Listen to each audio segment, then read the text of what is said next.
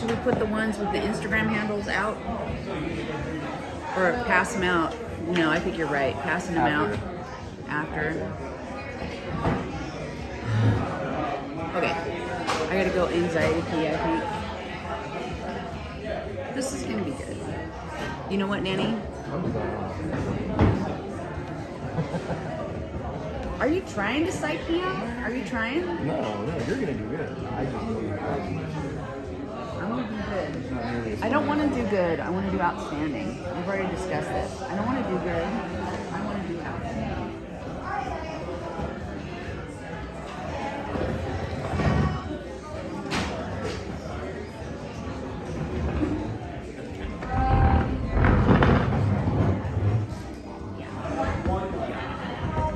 Get the chairs rearranged. Suitable for a chair.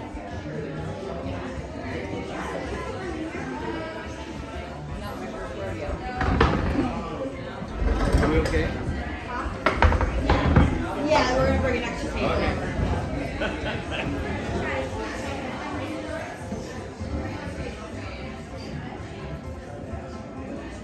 Hey, Carl, what kind of coffee is our house coffee? It's a San Francisco Bay brand French roast.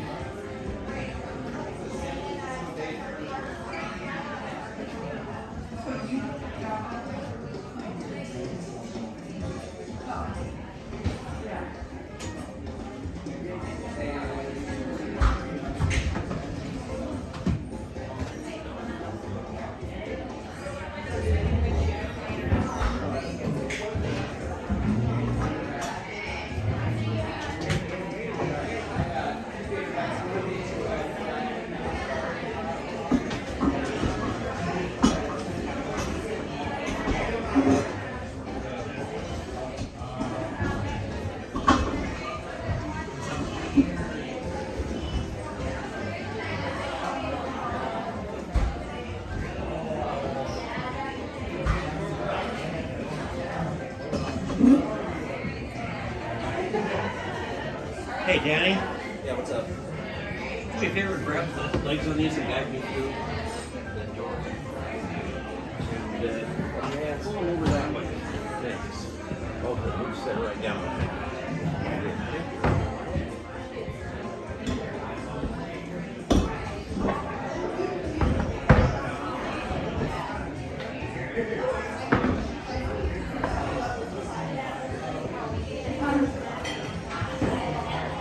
You say Nick today?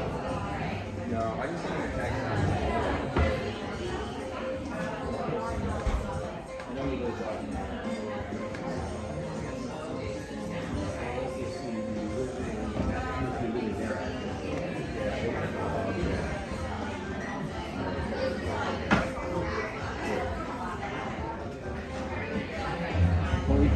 I was just hoping we had I'm up in the same phone, but I'm prepared, so. Okay. Does that mean you give me 2 extra half hours? Okay. Good.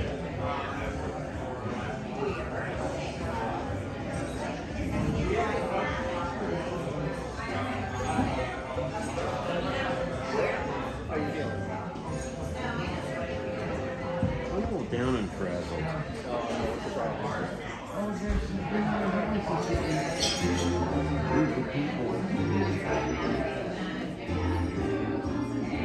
They're in a really bad mood.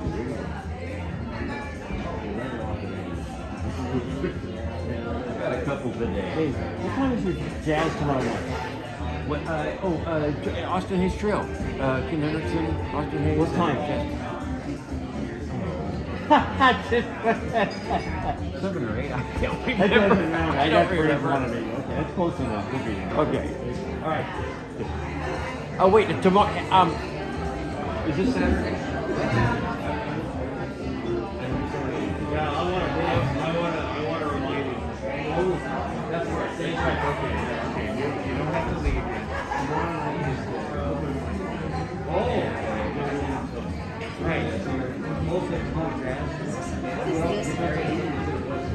Oh, another bar. Yeah, I know that. That's my friends that have jazz. I'll find out.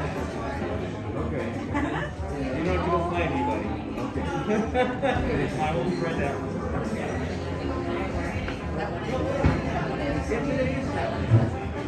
Jamaica food.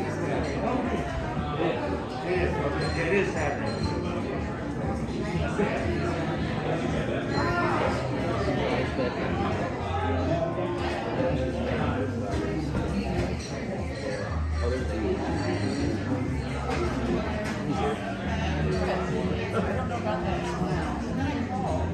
I was yelling at him.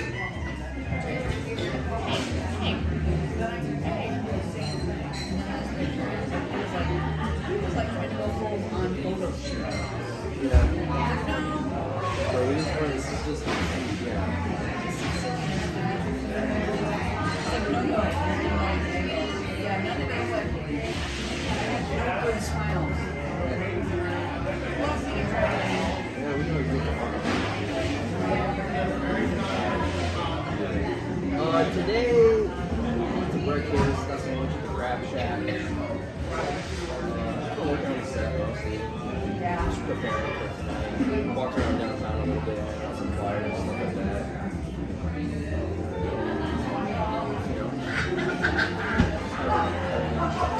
Yeah. All day.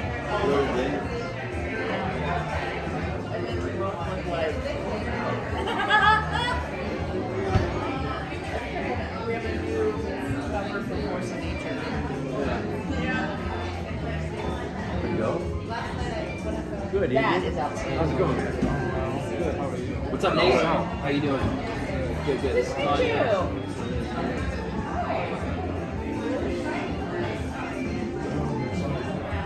So, how much time do you do? 20 to 30? I think so, 15. 15? I do 15 to 20. Okay, what do you want the light? Where are you gonna light us from? We'll leave that here. I don't think the house lights are gonna go down. Did you ask him if No, I didn't ask him about that. I don't think they do have it. That would be ideal, but Yeah, we can probably do something about some of these hanging lights at least. do you serve the glasses? Yeah. So you're going 30 minutes still? I'll do 20. I'll just basically, I'm gonna have Tanya light me at 20, and then I'll just end it somewhere between 20 and 30. You can write me at 15 and then put it on my head like you do another side. Yeah. Yeah, right. You just feel it out from there. That way you just know where you're at. And is there anything you want me to say about you when I bring you up? Where are you from? Philadelphia with me. If you're You can Philadelphia. say performed all over in New York.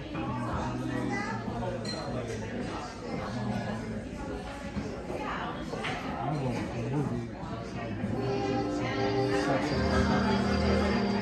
Yeah, it's usually it's better to keep it simple. Yeah, this is all over the nation.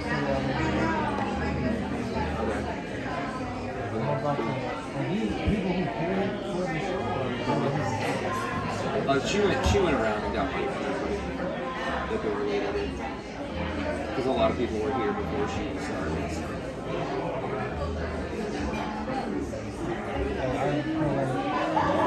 Almost what? 20, 25 people now. Probably something like And comedy shows people are always that. We were talking about this. yeah, okay.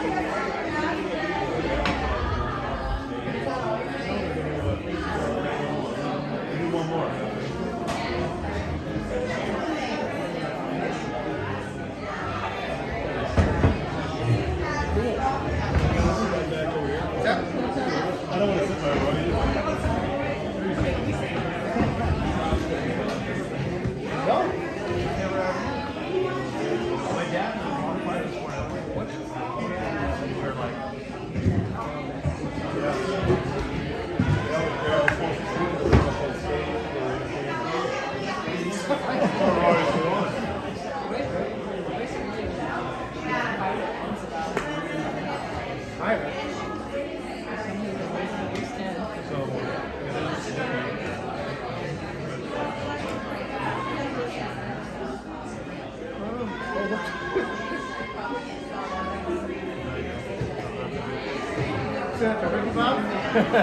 join us. Oh.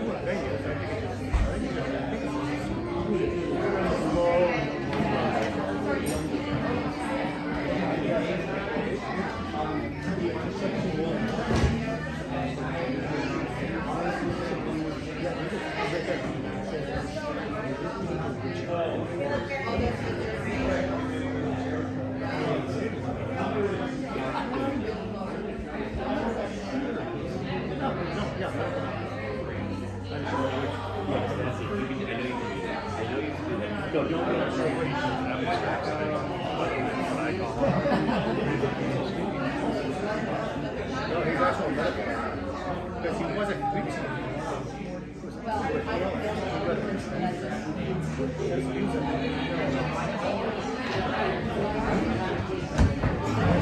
You're okay.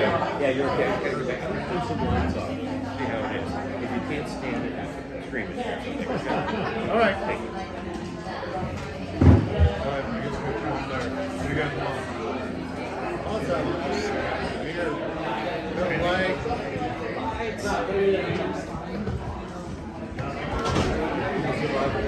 Oh yeah. Oh yeah.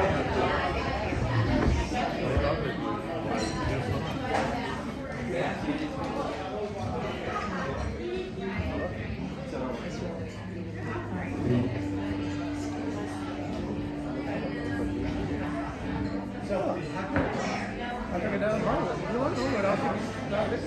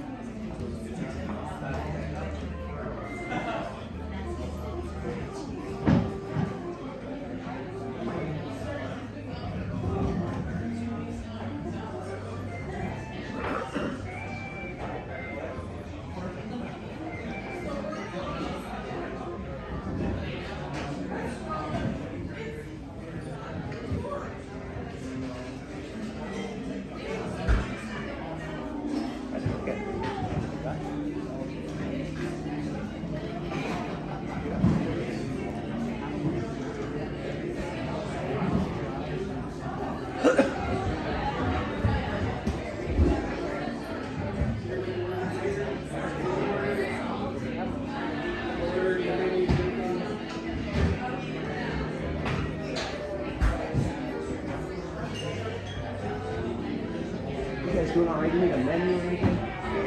Sure, let's look at it. Yeah, we got this one.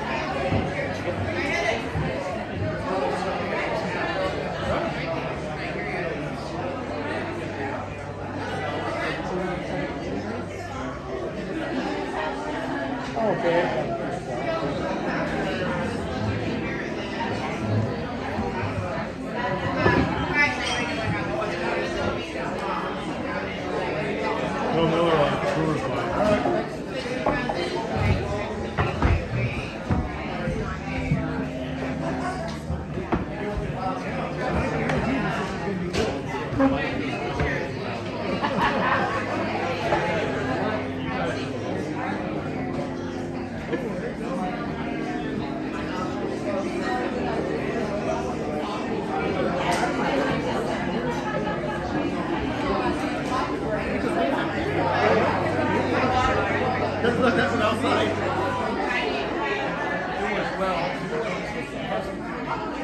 Years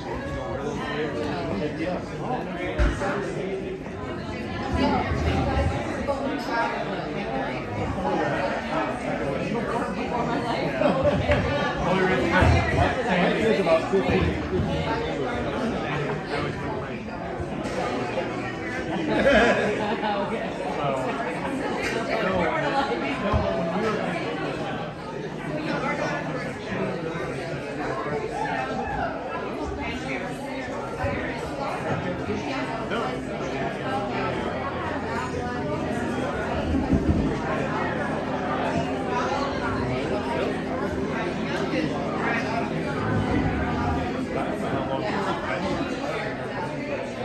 I've never been there.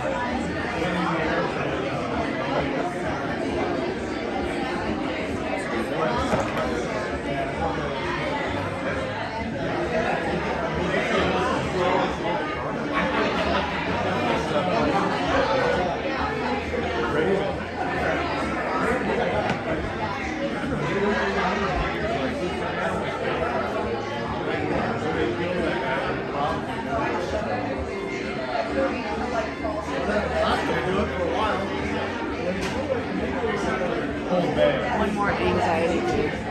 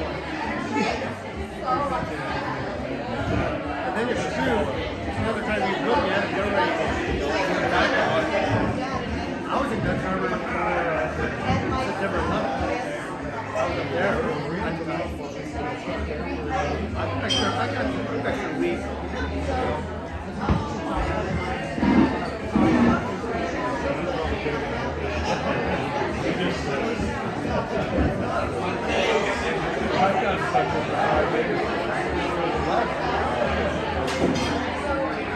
just always blows it.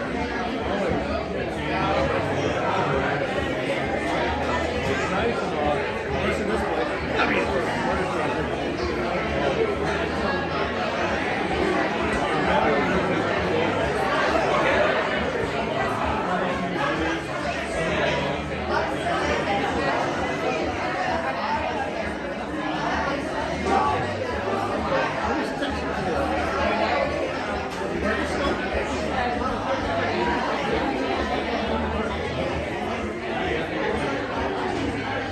down to 7.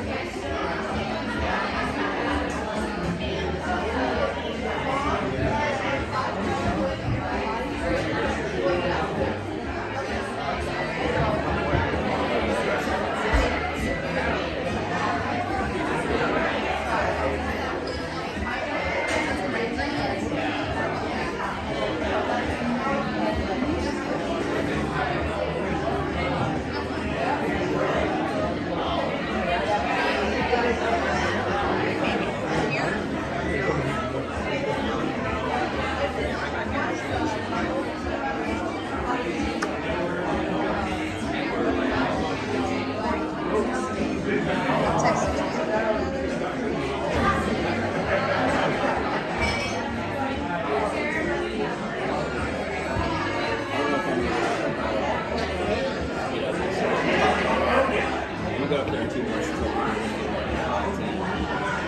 Just settle down the ground. Yeah. It's a good idea. Because they got people ordering.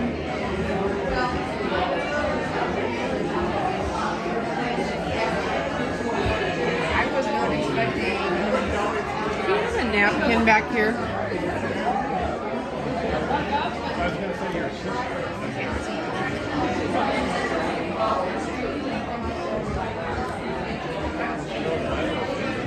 That'll, you know what? This will work just fine. Thank you.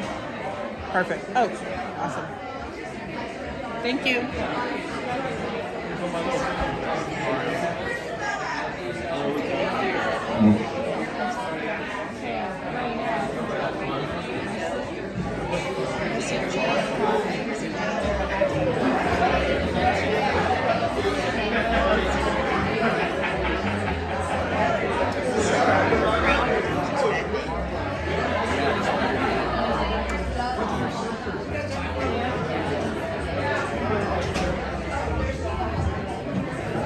I saw him in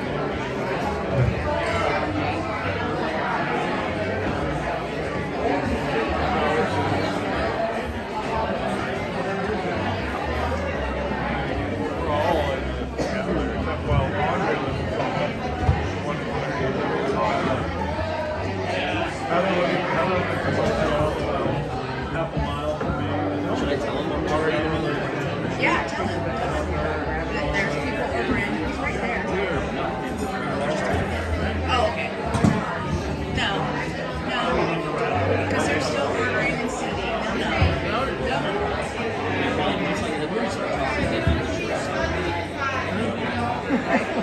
me and my sisters, and I put my name on it.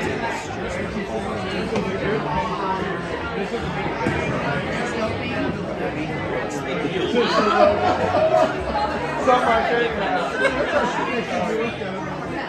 I'm like, oops. Bad, right? I forgot about that. Yeah. I'm sorry. Better with your sister going in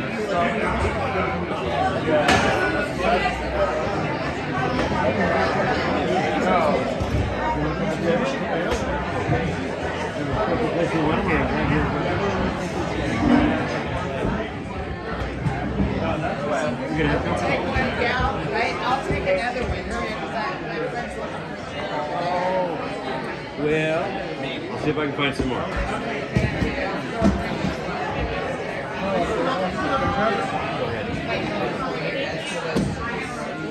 Yeah, for sure. You don't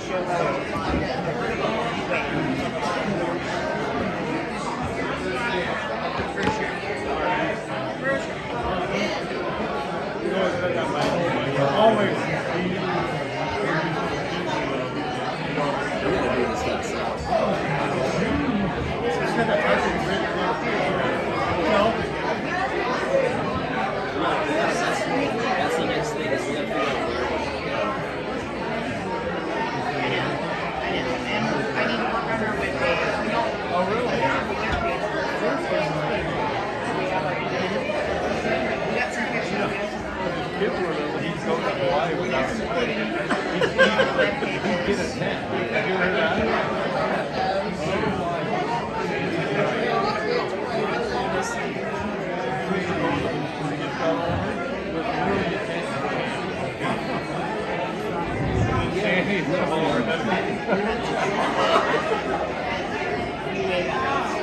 So I'm in your flyer there tonight, like 2, you said 3? 2 or 3?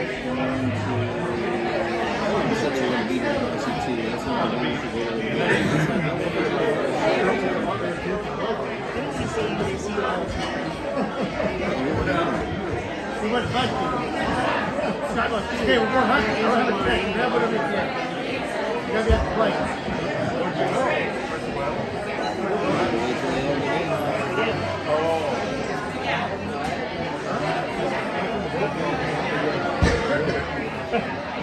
Oh, there's Carl in the line. We were safe on that trip. Does he know where we're going? Yeah. Didn't have the gear.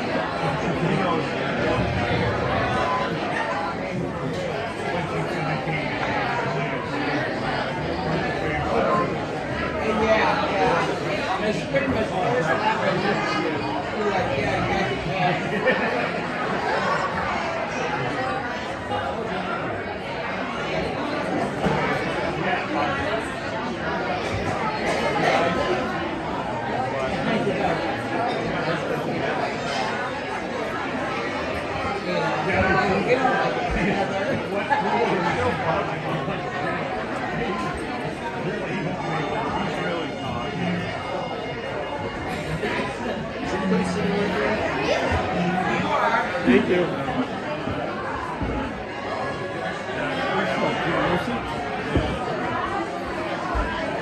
How you doing tonight? Very well. Are you with the Canadians? Yes. Oh, nice to have you here. It's nice to be here. It's been an adventure.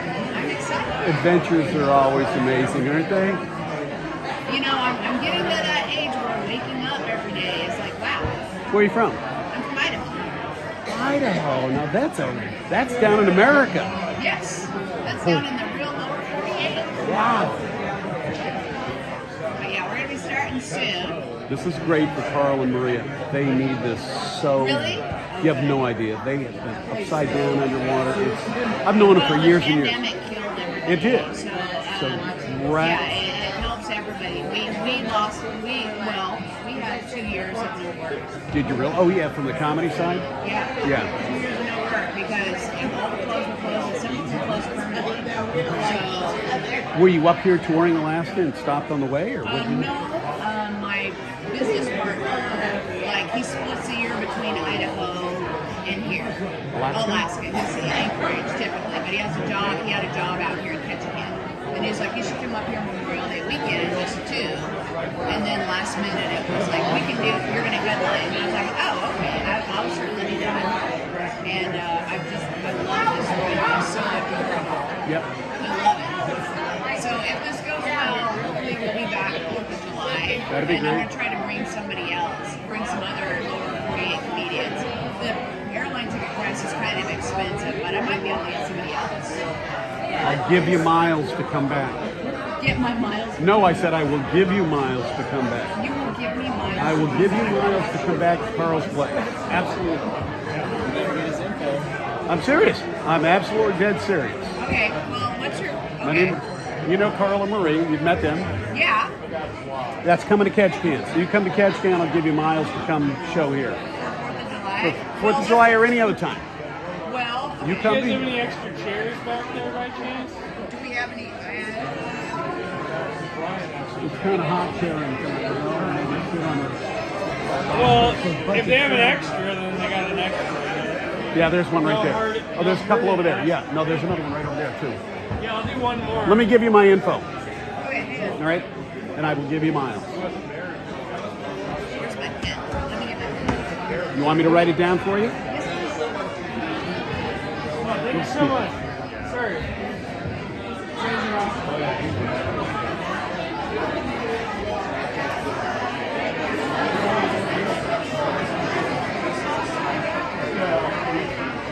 They've been close friends of mine for years and years and years and years and years. well, they seem, I just met Carl tonight, and he just seems so fantastic.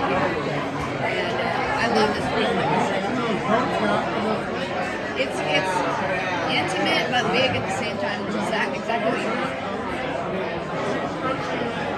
Yeah, we're gonna have to start late. They've still got people out the door. We don't want to start until everybody's at the door. You might want to get Carl the door.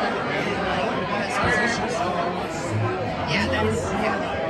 They're not paying for travel. Yeah, we'll talk about that.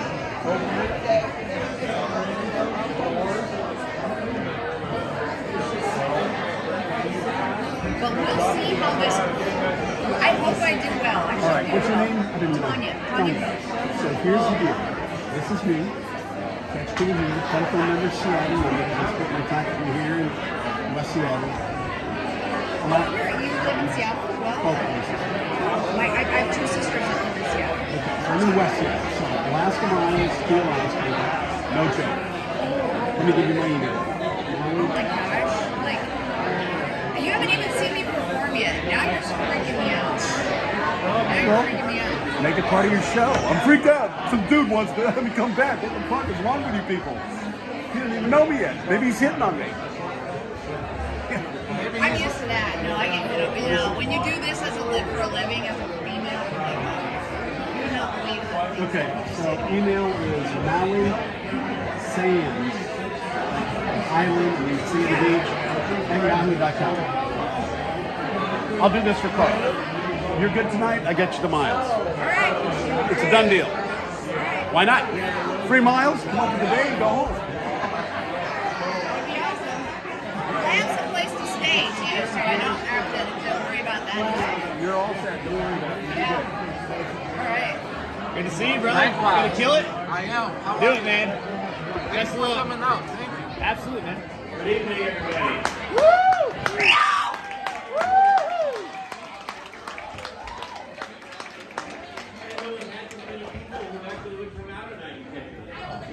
Not the last 2 or 3 years at least.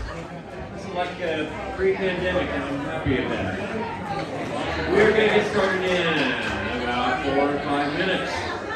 So if you've got a seat, be very thankful. Laugh a lot. Yes! Have another drink.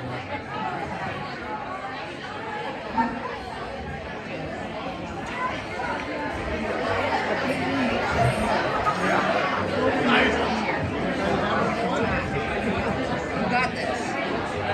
Fuller room makes it easier. You got this. You got this. Let's go, Chance. Let's go. Look at anything you say will be fine. You're gonna kick ass. Come on, let's go out there and share it. That's all there is to it. I'm a psycho. So it'll be good. I'm a lot. This is my business partner, I'm Jim. Danny Munson. Jim Anicelli, how you doing? Nice to meet you. You're not from the East Coast, are you? What? Okay.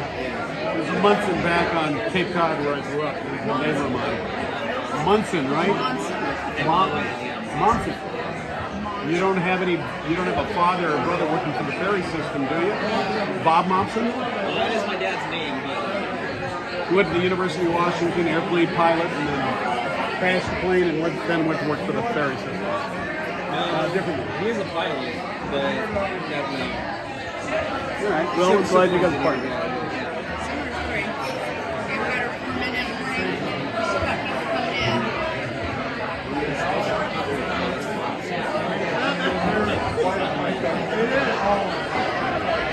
We're gonna get closed for fire code if he doesn't stop letting people in. No, they won't shut anybody down. There's no fire chief here today. The baby's in the audience. I'll have work to do while Danny's up. I gotta run the time. if you give them a few minutes, that way they can sell some booze at the bar. Yeah. Otherwise, well, that's the moment the you thing. start- Like, they gotta settle. Huh? They're used to music here. Yeah. Like training people to do comedy is an interesting thing. Like that's an anxiety-producing moment. What's that? Getting people trained for comedy. Like you gotta settle down, you gotta sit down, you gotta settle down. Oh yeah. But they gotta finish ordering. Like this is why comedy shows always start late. You want me to go tell them you're going to be a few minutes? Yeah, Danny's working on it. Danny's working on it. Got it. I'm the headliner, so I have 40 minutes before I go out. So I'm Who's not. going to start before you? Huh? Are you on tonight? Yeah. Where are you from? Welcome to Ketchikan, Alaska, man. Oh, thanks. Good. It's great. It's supposed to be good energy, man. It's great. They need to watch Marvelous Miss Maisel one of these days. You know, that show is friggin' awesome. She's done more for comedy, I think, than, you know, she's got a regular stick. A lot of people turn on to comedy and they look comedy and say, wow, let's just go. The only thing I don't like about it is it doesn't get into how much time you spend writing. Oh, and prepping? Oh, Writing and prepping and practicing. oh my God, yeah. It's crazy. Well, that's what makes you great. Great. No, nobody is ever perfect or great at comedy, but we're always practicing, we're always improving. That's like any artist. Yeah, you're always reaching for just missing perfection. And Yeah. that's what makes you keep trying. Yeah. Now, is that Alaska hat you got on there? Or is that some other kind of... Oh, Denali hat. Oh, you've really been to the real part of Alaska. Well, I haven't been there physically. Someone from Denali can't take it. Oh, is that right?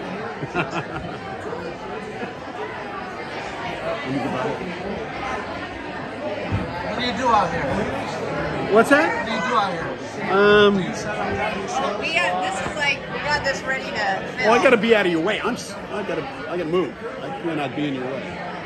That's Just okay, see we the can back of my edit head. Look at Jim's head. What the hell? He's in the way the whole time. No, it'll work. We'll just here. I gotta adjust this. You want to set it right here? That way it will not get in Daddy's the way. been at recording this whole time. That's ridiculous. Yeah, we will. Yeah. Because you might run out of time or something. No, we got the super extra battery. You get That can go supercharger. for 4 hours. Show me like just space on the phone. Huh? Space on the phone, you know what I mean? Like you run out of storage space and that. Well, I think this one. Yeah, there's the timer is going. So. Good. So do you guys work together? This is my first time meeting him. Okay. Yeah, I just met him tonight. I just met him tonight. Danny, Danny met him at the open mic. Yeah. Okay. Danny's my business partner. Is he like a manager or something? He's done he's done that sort of thing for music and DJs and whatever, and then he switched to comedy. He started doing comedy. Great. Let's go! We're still serving drinks, and I hope you're ready to laugh, fun, giggle, chuckle. Any other terms? Things like that. Just don't throw anything hard, okay? And So it's Carl and Angie, you said? Maria. Maria. Carl and Maria. okay, gang. Yeah, I met Tonight we got 3 Canadians, and we're gonna have fun. We are gonna start it off with Mr. Danny Monsoon. Alright, welcome everybody to Creek Street Cabaret Comedy Night. Alright. Now before we get started, I just gotta tell you a few things about comedy. Please keep your table talk to a minimum, and please don't shout anything out at the comics, alright? Unless we ask you a question or something along those lines, alright? We like to keep this as close to a theater environment as possible. And if you could, please pull out your phones and turn them on silent, or airplane mode, or vibrate if you're into that, or whatever. Can we kill this music? Oh, there it is. Yeah. Carl,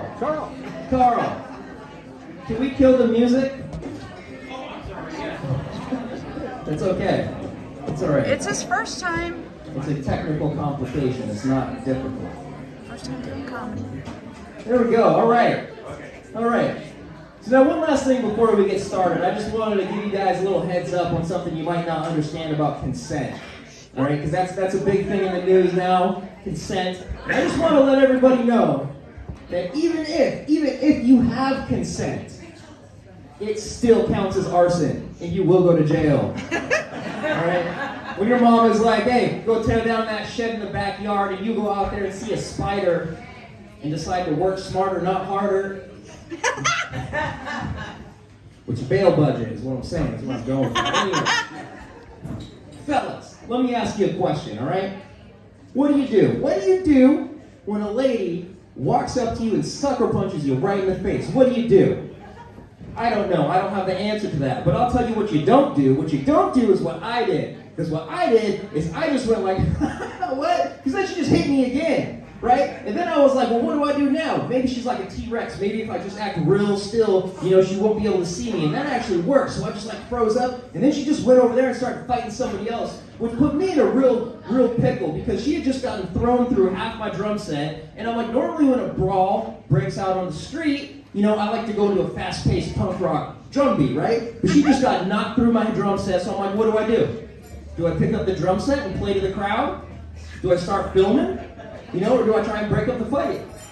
I don't know. This story's not going anywhere. Let me tell you what I hate about Sarah Palin, all right? Yeah! Just start there. First thing I hate about Sarah Palin. I've lived in Alaska my whole life, right? And it used to, in the pre-Palin era, you used to go down to the lower 48 and you tell people you're from Alaska, and they'd be like, oh, that's so mysterious and exotic. I always wanted to visit Canada. And, and you're just like, yeah, polar bears, am I right? What are you going to do? And then they're like, yeah. But after Sarah Palin, now you tell people you're from Alaska, and they're like, dude, you guys okay? Like, is your state just one giant trailer park? Like, what is the deal? What is the deal? Yeah, but I don't know. What do you think? Do you think I voted for Sarah Palin? Yes or no? No. Yes. No? It's complicated. It's not a simple yes or no. So when she ran for vice president, no. But when she ran for governor, yes, I did. All right? And here's why.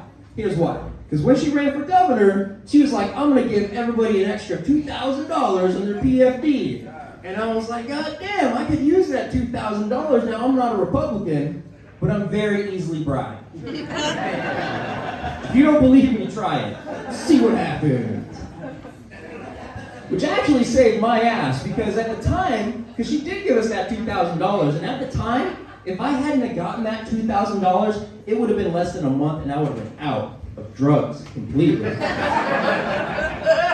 So it really saved my ass. And I judge whoever's in office by how many drugs I have. The more drugs I have, the better they're doing. That's the only metric. That's the only metric. So, by the time she decided to go run for vice president, of the $2,000 worth of drugs I had initially purchased, I still had at least like $6,000 of those drugs left. I don't know how that happened. Inflation or something. So basically, I was like very pro Sarah Palin. I thought she was doing a great job. You know what I'm saying? Like, look at all this weed I have, guys. Palin's great. It's very logical. Very logical. So I was a little upset when she decided to bail on us to go run for vice president. And I remember the first time I saw her on TV talking about running for vice president, thinking to myself, who is this crazy bitch and why would anybody vote for her? Which brings me to the second thing I hate about Sarah Palin, is she is way too accurate of a representation of us. You know what I mean? It's like our state is kind of like one giant trailer park. You know what I mean? It's like I didn't grow up in a trailer park, but I'm from the trailer park. You know what I mean? Like I didn't live in a trailer park, but I know the difference between a crack pipe and a meth pipe. You know what I'm saying? You can smoke crack out of a meth pipe, but you can't smoke meth out of a crack pipe. You'll burn your lungs that way. Right? Thank you for coming to my TED Talk. My sister sent me a text the other day. She's like, I can't wait for you to meet my kid. You're going to be such a good influence on him. And so I texted her back and I said, wrong number. But to be fair, I could help the kid out a lot. You know, I could teach a kid a lot about life, like how to steal ethically. You know what I mean? Because if you're gonna do graffiti, you can't pay for the spray paint. You have to steal it, or you're doing it wrong, right? Yeah. But you don't want to steal from a mom and pop store. No, you gotta steal you steal from Walmart. That's ethical, right? The kid could learn a lot from me. Like, for instance, how to just plead guilty and take community service. They got you on camera, bro. Don't try and fight that. Public defender is not your friend.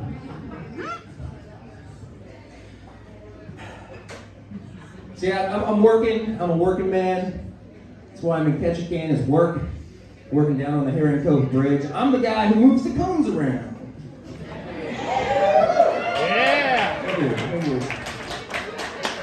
And you would be surprised how serious it is to move a cone 2 inches. Like, you gotta have certifications to be able to do that shit. You gotta be certified. So I have my certifications, and it sucks because you have to recertify, which I don't like. You always gotta take these fucking tests and pass this course and all of that happy horse shit, and I always get nervous, you know what I'm saying? Because I'm like, I know the stuff, but am I gonna pass the test? So I got a test coming up. I don't know, what do you think? Do you think I studied for it? Well, it's a drug test, so fuck yeah, I studied for it. Dude, I was up till like 4 in the morning just studying, bro. I'm studying hard. I failed the drug test. It's bullshit though, it's bullshit. It was a rigged fucking test. I failed the drug test because I tested positive for Xanax. I don't remember taking any Xanax.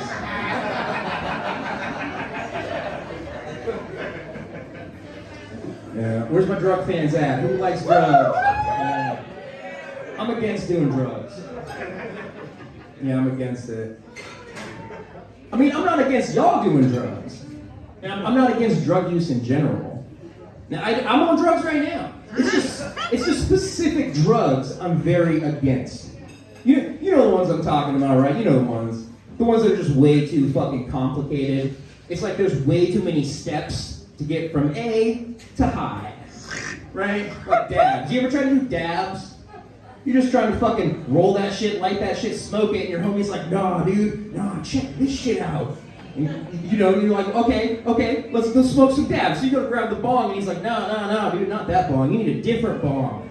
You're like, what? A different bong? And he pulls out this other bong, and you're like, all right, cool. Then you go to grab a lighter, and he's like, nah, dude, you can't use a lighter. You gotta use a torch for this shit. And I'm like, bro, anytime you bring a torch into your drug use, I feel like you might need to self-reflect a little bit, you know what I mean? I tell him that, he's like, no, man, it's just weed. And I'm like, why don't you just smoke weed then? He's like, well, I can't get high off weed anymore, so I smoke dabs. Too many steps. It's too complicated. And then you got cocaine. You know how many steps there are into doing cocaine? First step 1 of doing cocaine is you gotta have a friend that you don't really trust and it's kind of shady. You know what I mean? You gotta have one of those guys. You don't like calling him, but you kind of got to because he's got the plug.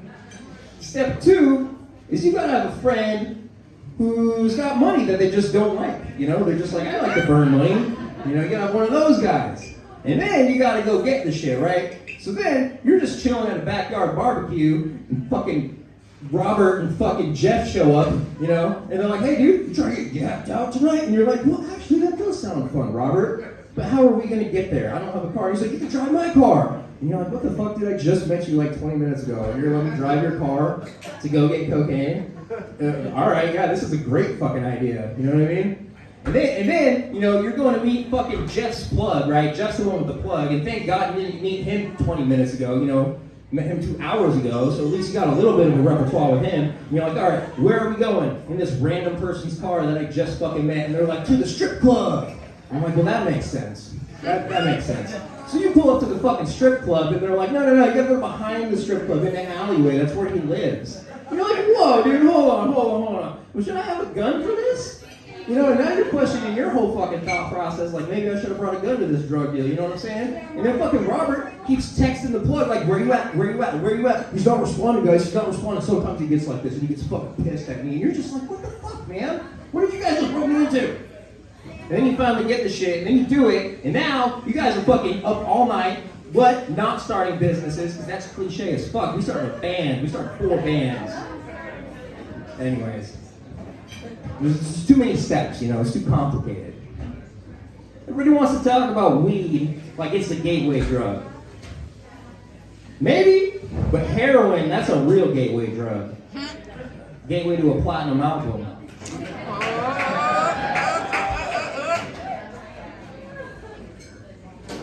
Oh, so I'm a vegan. Yeah, just so you know. It's a new thing I'm getting into. It's a real serious undertaking. And like any serious undertaking, you know, you gotta take it seriously. So I'm doing baby steps. So right now I'm only going vegan between meals. So I've been vegan for about 4 hours right now. And I can already tell you I feel the effects. I just already feel so much better than everyone else. But it's not too bad, man. If you know how to cook your food right, vegan food is pretty good. Like they got this stuff called tempeh, and you can make it taste just like bacon. All you gotta do is you cut it real thin like bacon, and you cook it in a frying pan like bacon with bacon grease. It tastes just like bacon. No, but my grandma's vegan. That's why I'm actually getting into it, is because she's vegan. And she's real inspirational because she's a vegan for all the right reasons. You know what I mean? She's not doing it for like social credit or because she cares about animals or any of that kind of shit. No, my grandma's a vegan because she's dead. God. We're all vegans in the end. That's how they get you. That's how they get you. Listen, a drain is a drain. Who pees in the shower? Let's be real. Come on. Come on. Who pees in the shower? That's right. Yeah, okay, all right. So you don't pee in the shower, you just pee straight in your pants? Where do you pee? You got limited options here. I mean, seriously. Have you peed your pants yet this year? No? I can relate to that. I can relate to that, because I also tell lies. I'm just joking. I'm playing with you. I know you don't pee your pants. But, if you did happen to pee your pants, what would you do with said piss pants? Wash them, right? So why am I the asshole for taking a piss in my friend's washing machine? God damn I ran the cycle. You know, a toddler pisses his pants, you throw it in the washing machine, no one bats an eye. But if I'm too lazy to walk upstairs, all of a sudden I'm not allowed at Joe's house anymore. I know what you're thinking. And the answer is no, I'm not a fucking hippie. I'm sick of hearing that shit, alright? My friends are always telling me, you're such a bad hippie. It's because I'm not a hippie, man. Do I look like I own a moon crystal? No, I don't fucking own a moon crystal, alright? I mean, I have one, I have several, but you can't own a moon crystal, they're their own entity. Alright? Yeah, they belong to nature, alright? It's not, look, I'm not a hippie, it's not like I live in my van. I mean, I have a van. And I stay in my van. That's where I cook my food. I don't have anywhere else to go, but does it really count as living in your van when you're dead inside? God damn. And look, I'm not a hippie, alright? I'm not like into essential oils. Yeah, fuck that shit. I mean, I use them. But, I mean, look, peppermint oil, for instance, it cures so many things. Have you ever tried it? It's a miracle, man. Like whether you suffer from like joint conditions, nausea, asthma, spiders, it cures all that shit. Yeah. Who else here suffers from spiders? Yeah, right? So what do? Do you kill them? You run? So what if there's a spider in your house? You just run out the door? Arson's illegal, right? Even if there was a spider. I know. If spiders could fly, arson would be legal. Vote for me. No. What's your favorite weapon if you were going to kill a spider? What's your favorite weapon to use? Your foot? That's good. That's good. Yeah, with or without a shoe. Because you don't want to go barefoot. If you stomp on a spider barefoot, that's how you get chlamydia. Mm-hmm. That's how I got chlamydia. Well, that's what my girlfriend told me. Alright, just as long as you don't use like a 12 gauge, right? I'm a gun guy, I like guns, I'm not gonna lie. Yeah. I used to have a collection of guns when I was in my 20s, you know? When you're in your 20s, you don't think things through properly. And so I had a collection of guns that were what? Stolen. Now, hear me out. I wasn't the one stealing them, okay? I'm just, and I don't know a lot about guns, but I do know a good deal when I see it. So when I'm selling somebody like 10 hits of acid and they're like, hey, instead of the $100, do you want this $1,000 gun? No questions asked. I'm like, I don't like questions. Can it come with ammo? Of course. And I paid for it. Is it stolen at that point if I paid for it? And then there's the Philly driver who used to drive Philly cheesesteaks to our house. We called him the Philly driver, and we would sell him bags of weed. And he was like, hey, instead of that $40 for that bag of weed, would you like this sawed-off 12-gauge shotgun that I will not touch with my own hands? And when you're in your 20s, you're just like, fuck yeah, dude. That sounds fucking awesome. So yeah, we used to have a collection of stolen guns. You know what happened to it? They got stolen. Circle of life. Yep. The Lion King, bitch. Yeah, so I like guns. I'm a big gun guy. One thing I do not care about at all is gun rights. Because I don't need them. That's why I have guns. So I don't have to follow rules, right? I was having a conversation with one of my gun guys the other day, and he's all like up in arms about the Second Amendment and all this, that, and the other. And he's like, well, what do they do if I have a gun and then they make it illegal? Then what? And I'm like, it's called being a criminal, bro. And welcome to the real world. The country was founded by criminals with illegal guns. Get used to it. Yeah, so I like to collect things. I'm a collector, but I'm an equal opportunity collector, So I just kind of collect everything. My dad calls it hoarding, but I'm like, it's not really hoarding if there's enough to go around. Like, when was the last time you were looking for a used waffle maker with no power cord and you could not find one? Never. See? Exactly. There's enough to go around. Do you want one? I have 4. But mine come with power cords. You just got to dig them out of the power cord bin. Why would you throw away a good power cord? Doesn't make sense. Collecting all kinds of cool shit, like non-working lawnmowers. They're not broken. They're just non-working, all right? What if I want to be a small engine mechanic, No, I got my class right there. Over my shed, I got 6 lawnmowers that need to get fixed. Should be able to take 6 and make 1 working, you know what I mean? You never know what's going to happen. Knock, knock.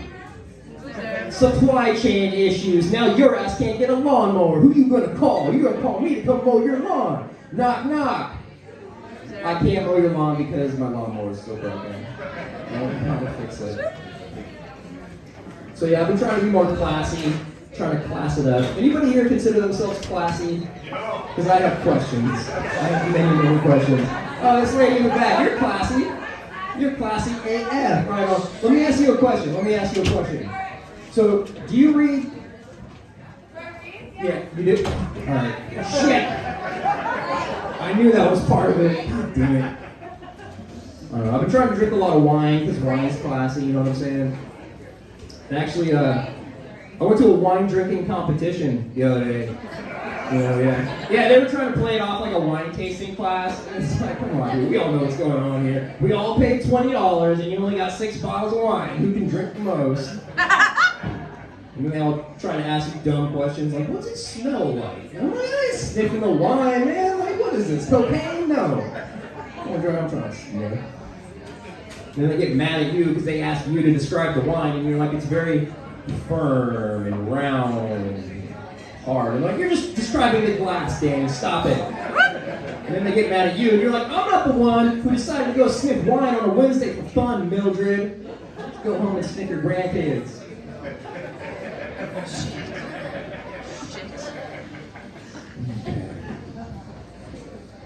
So I had this job working at a restaurant.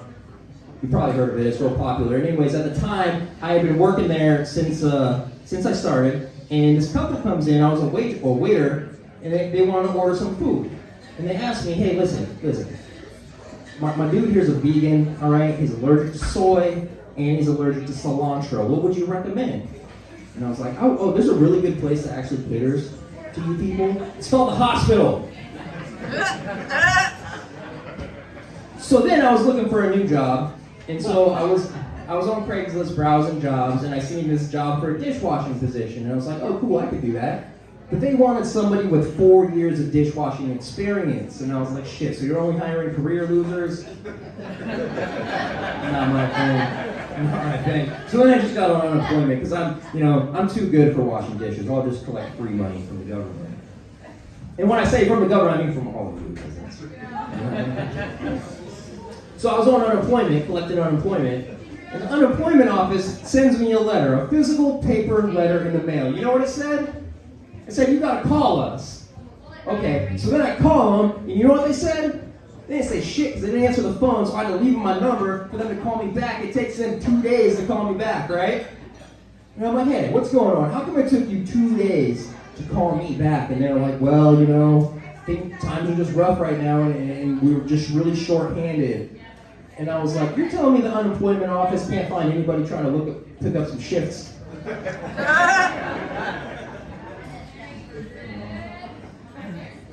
So I was thinking about going back to school. What do you guys think? Back to college, yay, nay? Yeah. Oh yeah. You don't even know why I'm going there.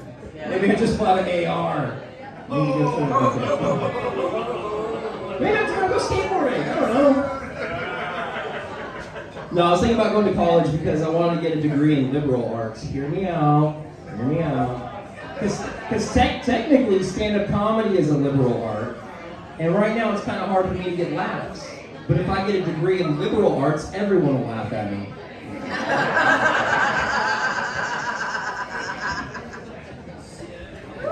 So my dad walked into my room the other day at noon and I was still sleeping and he called me lazy. And I was like, that's rude as hell, man. I'm not lazy. I'm dormant. Alright, there's a difference. You wouldn't call a volcano lazy, would you? Walk up to a volcano, you lazy ass volcano, get a job. No. Because you know what happened last time someone did that. Mount St. Helens blew up, that's right. My friend Jeff died in Mount St. Helens last year in a freak squirrel suit accident. Which, I mean, come on, freak squirrel suit accident, that's kind of redundant. Like, if you're a furry, you're a freak, we get it. So the IRS called me up the other day, just to chat. No, they wanted money. They're like, you owe us fucking money, you better pay us. And I was like, shit, dude, calm down, we can figure this out. And they were like, all right. You owe us $5,000, and if you don't pay us right now before we end this phone call, we're gonna cancel your social security number. Yeah, so I'm riding dirty as fuck. I got no social security number right now, dude. And it sucks because I had the money to pay them, but they were only accepting Walmart gift cards. Didn't have access to Walmart. Been feeling kind of sick lately. Yeah, went to the doctor to go check it out. And he's like, dude, you've had mono for the last month. And I was like, oh, that's why I can only hear it 1 year. No, gosh.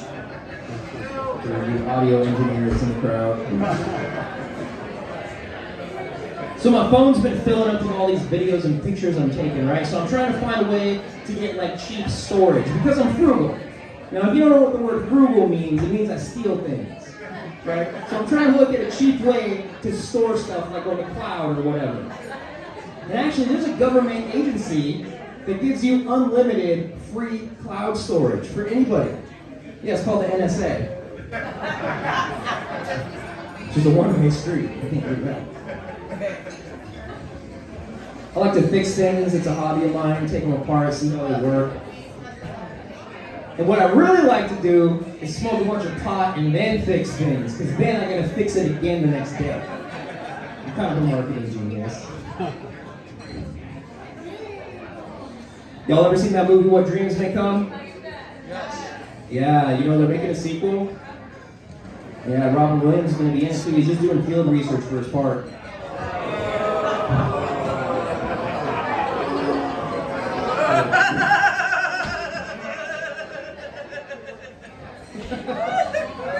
Who's your favorite superhero? Mine's Green Arrow. You know why? Because Green Arrow has the best superpower. And we all know Green Arrow's superpower allows us to turn left through an intersection.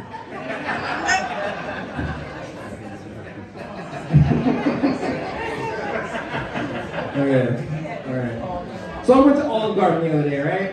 I was at Olive Garden, and like I said, I'm frugal, which means I like free shit. And they're like, hey dude, we got all the free breadsticks you can fucking eat. And I was like, no way, you know how many breadsticks I eat? He was like, you can try. And so I'm just mowing all these breadsticks, right? And then we get done with our meal, and we're getting to go. And he's like, yo, do you want to go breadsticks? And I was like, shut up, I can get to-go breadsticks? And he's like, hell yeah, dude. And he fucking wraps them up in a sweet little package and slaps me with them, and I got these to-go breadsticks, and I'm like, fuck yeah. So I go home, throw them in my refrigerator, then I go about my day, completely forget that I had the breadsticks, right? Then I get home, all hungry as shit, and I'm like, man, what am I gonna eat? Oh shit, I got the Olive Garden breadsticks, right? I'm fucking stoked about that shit. So I grab those motherfuckers out of the fridge, throw them in the microwave, push go, and I don't get 3 steps away before guess what I hear? A fucking lightning storm going off my goddamn microwave, right? Yeah, exactly. So I popped the microwave open, right? After it had burned a hole in the screen of my microwave, and I'm like, what the fuck?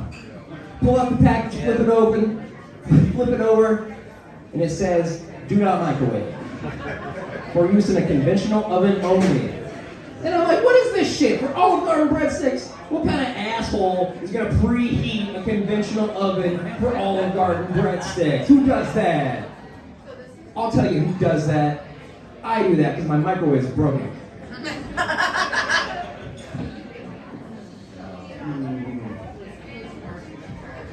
So I was on Craigslist the other day, browsing, looking for a new kitty cat, right? Something functional. I'm not splurging, I just need something to get me from A to B. You know, I just need a little kitty cat, I can get to my house, feed it treats, can piss on my stuff, you know. That's all I need, right? So I'm browsing and I see this cat that just popped up for sale, and I'm like, that looks like a really good fucking deal, you know what I mean? Like, that's gotta be a scam. But it had only been up for like 5 minutes. So I'm like, oh shit, jump on it, right? So then I call the guy and he's like, yeah, I still got that kitty cat, you got it? And I'm like, I'll take it right now. So he's like, okay, meet me in the Walmart parking lot. Meet him in the Walmart parking lot, you know, set it up like a drug deal. And he gives me the cat, I give him the money, and I'm like, damn, that's a really good deal for this kitty cat, you know? And then I take the cat to my house, I'm feeding it treats, it's pissing on my stuff, I'm not getting my deposit back, everything's going great. And I don't have this cat for more than 2 hours, and the son of a bitch goddamn runs out of the street, gets hit by a car. Dead cat, sitting there on the road. One of my neighbors just drove over it and just drove away. And I'm like, what kind of piece of shit would do that? What kind of garbage human would sell a cat with one life left? All right, how y'all feeling? Creek Cabaret. How y'all doing tonight? All right, y'all ready for me to bring up your next comedian? All right, your next comic, he's from Philadelphia. He's been doing comedy shows all over the states, from New York to LA to Atlanta to Philly. Let's give a real big round of applause for Nate the Ford. Go, baby!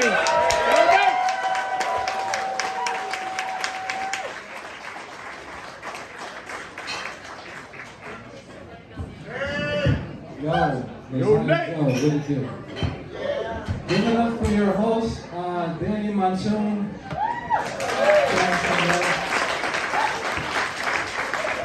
I'm not sure if that's his real name or his weatherman name. I don't know. Danny Monsoon, Nate Hurricane. What's the weather in Ketchikan? Raining for the next 5 years.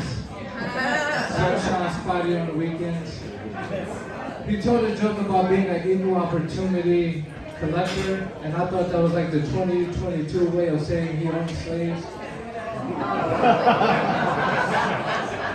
But it didn't say it, so you're still cool in my book.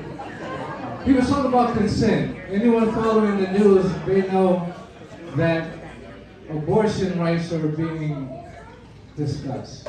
Roe versus Wade. They may strike it down. And the crazy thing is, like, every consequence of them striking that down only affects women. People in the back, hi, how are you at the bar? Yes, I can hear you, I hope you can hear me. Welcome to Alaska. Welcome to Alaska. Actually, thank you. Because people pay for this shit, you know what I mean? And actually, I want you all to give a warm round of applause for yourselves for coming out. It's good to see so many faces. A lot of you look good. So, I want to send a special shout out to the George Inland Lodge. Make some noise, George Inland. That's right. George Inland is helping this bitch fuck what they heard. I don't know what that means. The rappers say this. I see a lot of Gil, boy. kill, boy. Believe it or not, if you drink Vikings blood, you can die 27 times and come back to life every time. But yeah, Roe versus Wade. All the consequences only affect the woman. And that makes you think like, what is death? What is sex? God watches more porn than anyone here. You're a freak. But it's, you know why? Because in the Bible it says sex before marriage is a sin, so God has to be watching us. Get it on. And at what point does God stop watching? Is it insertion? Is it the first nut? Because if he was waiting for some woman to nut, he'd be watching nonstop. They say when it rains, God is crying. When it's sunny, God is happy. When it's thunder, God is angry. I heard some white people say God is bullying. I don't know what the fuck that means, but some white people said that to me. But I was told that God is angry. And when it's snowing, God is shaving. But now that I know that God is watching us fuck, that snow may be something else.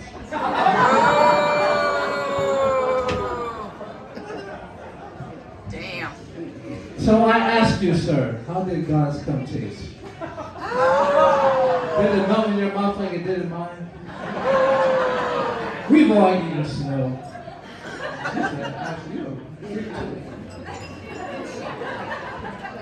But abortion is crazy. Like, we should give women the right to control their own body. My mother had 2 abortions. If she had those kids, and it was, I have 2 other siblings, 2 younger sisters. If we had 5, maybe our quality of life would have not been the same. I like to joke with my mom and say, you know, it was me who was getting rid of, but I came back again and again. 3rd time's a charm. She couldn't get rid of me. Their logic is you either you don't kill your child, or we'll kill you. Some states are saying we have the right to kill you if you abort your child. So it's like, we don't offer these people any way of supporting the child, but we want them to have the child. And then they want to take away the child's greatest central love, mother. There's no love like a mother's love. Maybe a grandmother, but that's still like a mother. So like, I love my mom. I have the type of mother where I call her on Mother's Day and Father's Day. She was a single parent. Yeah, so it's like, that means she was the nurturer and the disciplinarian. So that means I got my ass beat a lot. By my mom. She was 19 when she had me. That's prime ass whooping age for a woman. She was like the Arnold Schwarzenegger beating ass. Like, she's posing with the belt. And I think a lot of black families discipline their children by beating them because of what happened in slavery.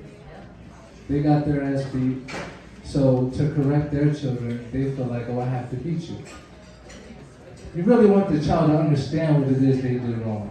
Now, my mother was a product of getting her ass beat, so I don't fault her. It's just like we all learn and grow at different times. And sometimes, honestly, getting my ass whooped made me think twice about certain shit. Like, I refused to curse as a child. I didn't curse until like 2 weeks ago. Because I thought you were here to beat my ass. I did. Wait. Thinking about all those ass whoopings make me forget some of the jokes I'm having. I'm being traumatized over and over again.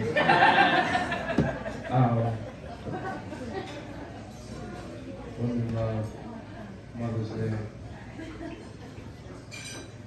Let me think, it's coming back to me. I gotta get through a lot of trauma. She taught me a lot of lessons. Even though I got beat. She taught me a lot. One thing she taught me was the meaning of the word apology. I would do something bad and I would say, oh, I'm sorry, Mom. And you know what she would say to me? You are sorry, just like your goddamn daddy. I apologize, and damn! The fuck? She also told me this is a lesson for the men in attendance. You cannot win an argument with a woman. Can you? I asked my mother for cheese fries. The food came, I didn't have cheese fries. I said, Mom, where's the cheese fries? I ordered cheese fries. She said, you didn't order no damn cheese fries. You can't tell me what I heard. That's fair. She sent me to the store for a Diet Pepsi. I came back with Dr. Pepper. I came back and I said, here's your Dr. Pepper. She said, I didn't order no damn Dr. Pepper. I ordered a Diet Pepsi. I said, well, I thought you said Dr. Pepper. You can't tell me what I said. And that was a lesson. I'm still learning that lesson today. I need to learn how to shut the fuck up. She also taught me that time travel might be real. I had the type of mother that would say some shit like, I slapped your ass. First of all, she said, I slapped the black off you. Sailor, you dark skin, so that would be a lot of beans. You dark too, that'd be a lot of assholes to get that black off. Like, do white families say that, like I beat the white off you? Or because you're colorless, they don't go that way. They say something. I beat your ass red.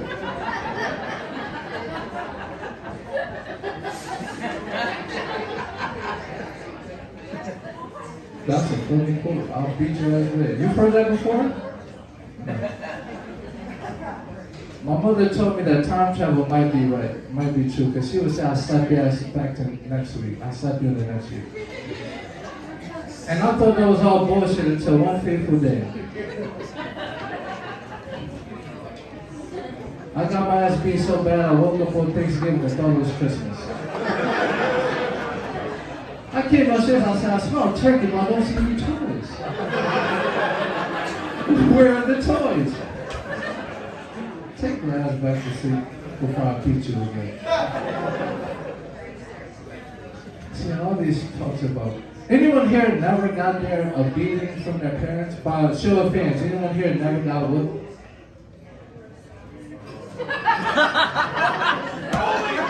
Kobe, that doesn't surprise me. I don't think you ever.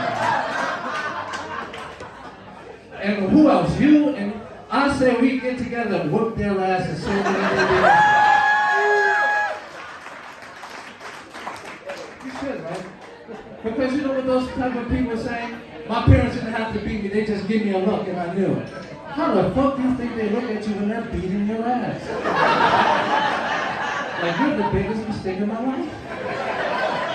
I'd be better off without you.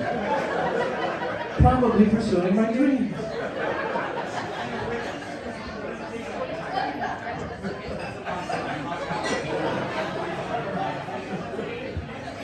I got my ass beat to the point where I said, you know what, fuck this, I'm gonna run away. I think a lot of kids had that, yeah, it's like, you know what, fuck it, I'm going, I'm leaving this bitch. I got to the front door and I looked down the street, it was prostitutes and crackheads. I grew up in the hood. I looked up the street, it was drug dealers, killers, and gorillas. I realized a nigga has nowhere to go but back inside. Got my ass beat for that too. When you get your ass beat, it comes with certain rules. Don't run, don't move, don't block, don't try. You want me to be a 7-year-old child letting an adult well on my body and just take that shit. So one day I was getting my ass beat, trying to live by the rules. You know how you cry but you're not crying? It's like tears are welling out. It's like driving when it's raining before you turn on the windshield wipers. You can't see a goddamn thing. My great-grandfather saw this and said, you know what, enough is enough.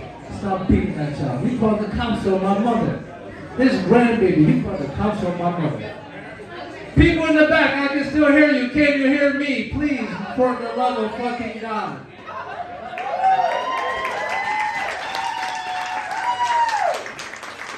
You gotta take control over the room, baby. So yeah, my great-grandfather called the cops. The cops came to the house and said, man, we got a report that there's been child abuse going on. My mother said, he's my child. I beat his ass when I want. I beat his ass in front of you.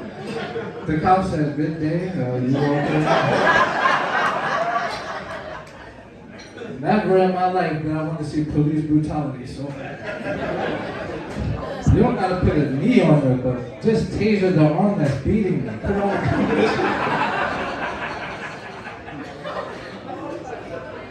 put her out of commission for like 2 weeks.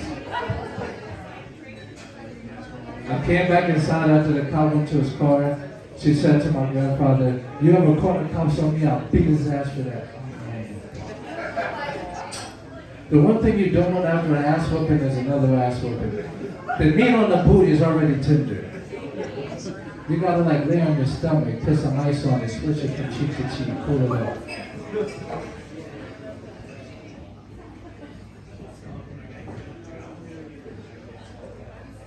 My grandfather taught me, sometimes it's painful seeing someone you love get their ass beat. Anyone here ever see their siblings get their ass beat? And you know from experience, sometimes you feel bad and sometimes it's like, get that motherfucker. Get him. That's like sometimes I see my sister get her ass beat and I'll be like, I have some ice cream, you can rub it on your booty. And then you can eat it because I don't want that shit that's been on your booty. She turned that vanilla to caramel latte and something. And then sometimes they make you so mad where it's just like, my mother would say, if she was beating on one sister, get the belt. You can't come back with a bullshit belt because then you run the risk of getting your ass beat. So I would like to come, you know, if my sister didn't do anything too bad, I'd like to come with a little, like, this belt will do the job, but it's not going to hurt you. But if she pissed me off, I'll come up with 4 or 5 options. We have the black leather for A. We have the brown leather rhinestone. This is sure to imprint your lesson into her ass. One time, me and my sister was watching my sister get beat, and she was reduced to song and dance. My mom was beating her, and she was like, no, mommy, no, no, mommy, no. I thought that was such a bad idea, trying to block it with other forms of your body. You're just injuring more of your body. For the whole week, she was no, mommy, no. We were like, we're about to watch a movie. You want to watch a movie, no, mommy, no?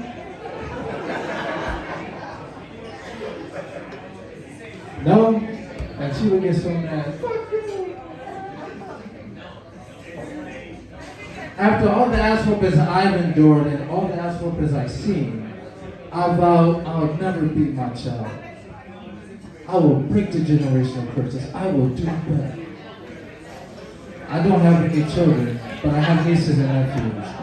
And I can kind of see why these bad motherfuckers make you want to just ball up like this. My nephew came to me one day and said, Uncle Nate, I'm hot, can I go outside? I said, there's pimps and prostitutes down the street. Drug dealers, killers, and gorillas up the street. You're not going outside. Just stop. Yes, please. I like you. People in the fucking back. Nirvana shirt. Happy. Yo. Fucking, yes. Calm down, you fucking people! God damn. He wanted to go outside. I said no. He wanted to ask his mother. They say, fuck you, we gonna still talk, fuck you. But whatever, we enjoying ourselves. I said no, he goes to his mother. His mother said yes. The motherfucker went to the door, opened the door, and looked at me the whole time. Fuck you. You ain't doing shit, you punk ass homie. I'm not listening to you.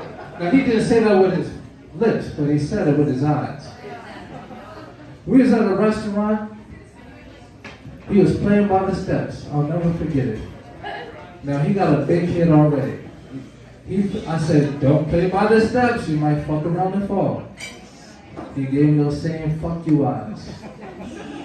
He fell down the steps head first. Head ended up bigger than that table. Everybody in the restaurant jumped up. Oh my God, is he all right? I never dropped my fork.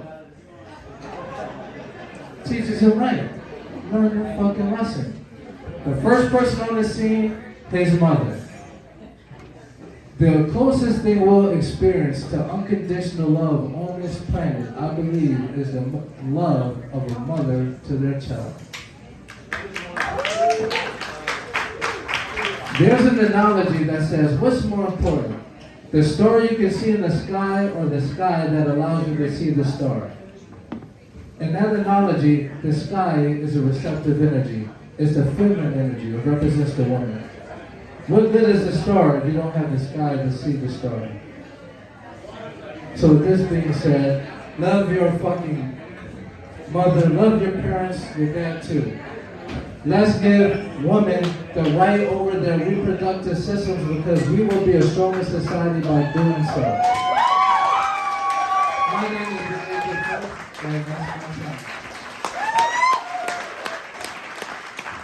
You got this. Alright, keep going to Nate the board. Yeah, alright. Keep your asshole in the back of your chest.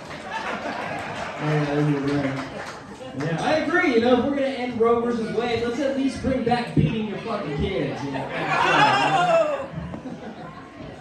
Anyways, you're in for a real treat tonight, y'all. Your headlining comic tonight is a regular host at the most popular open mic in Boise, Idaho. All right, let's give it up. Give me a real big round of applause for Tanya Cole.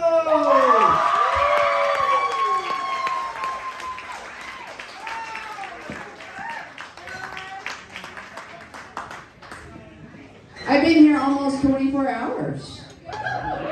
First time in Ketchikan. I love it. You guys are a beautiful place. This is a beautiful place. Y'all are beautiful, friendly people.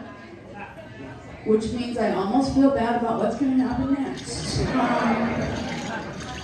'Cause I'm a fucking psycho. I'm a savage. I'm going to do some raping tonight. Yes, it's going to happen. A little bit, but we'll have fun, okay? I promise.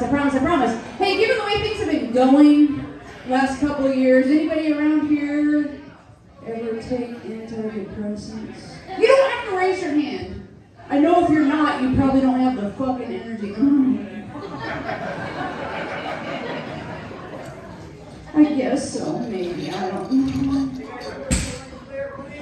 I started taking antidepressants because, you know, things were really rough and my therapist was like, don't look up the side effects, just take them and trust me. Oh, we have some veterans in the building, I can tell. Oh, baby girl, I'm in love, here we go. All right, so I took my antidepressants about 2 weeks in, I felt really good. I felt the best I'd ever had in my life, but I had some fucking questions. I looked up the side effects. All them psych meds have super exciting, interesting side effects. Intriguing side effect number 1. They called it reduced sleep. I was sleeping 4 hours a night. 4. When I was used to sleeping 9 to 12, because what? I was depressed. Trying to fill 20 hours a day and not lose your goddamn mind. Fun side effect number 2, reduced appetite. I couldn't enjoy eating at all. And don't let my size fool you. I love to chuck groceries down my neck. I have been kicked out of an all-you-can-eat buffet no less than 4 times in my adult life. I love to eat, and I couldn't even finish a goddamn cheeseburger. So depressing. But that last side effect, my children, my brother, and my sister, they called it reduced libido. That's a fun way of saying you can't fucking come.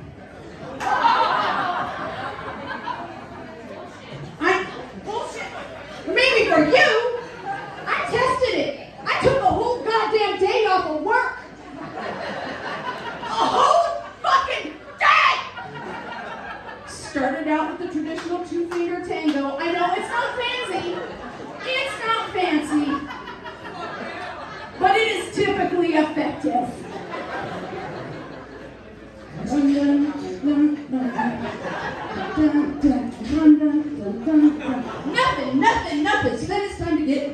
goes.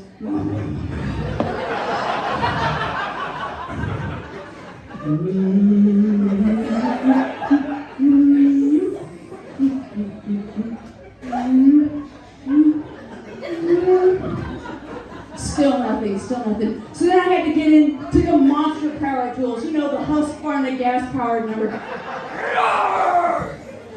Just really just still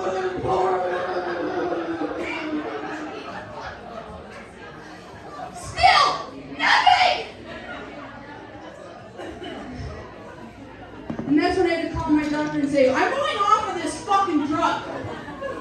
I may not be depressed anymore, but if I can't eat and I can't sleep and I can't come, what is life worth living? I don't want this! And that's when I started microdosing. Any of you children know what microdosing is? Yes! Alright, for those that need to be educated, it's taking hallucinogens every single day. I know, you're shocked already that I might be taking illegal illicit hallucinogens every single day. I know, it's really kind of a shock. But I do, and it does help. It does help a lot. It doesn't deal with all the depression, but I can still eat, sleep, and come. So,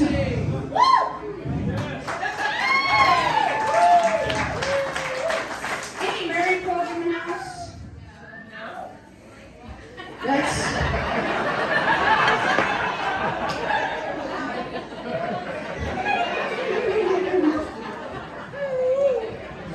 Yeah.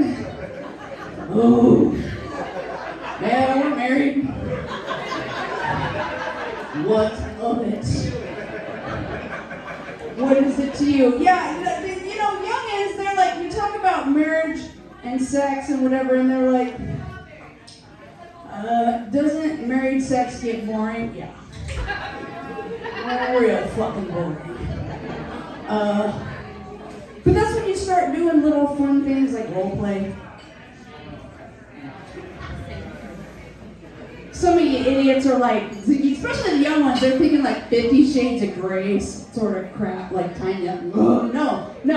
I had the misfortune and happened to do the role play very early on because, you see, I got pregnant almost instantly when we got married.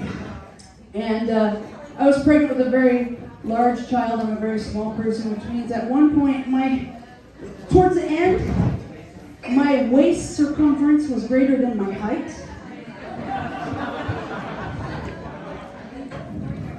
And between the hormone shift and the pressure on my pelvis, I was as horny as I've ever been in my entire life. Yes! I got some sisters in the house. But I was so big that I couldn't take care of the issue. So it's like there was no angle of attack that I could get.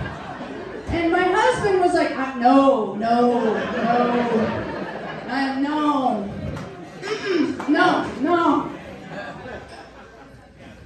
And that's when the role play started. Baby, this is not about anybody enjoying what's about to happen. Put on your little blue helmet. Tonight you're the UN, this is a fucking peacekeeping mission. Get the job done and get the fuck out. I'll worry about the cleanup.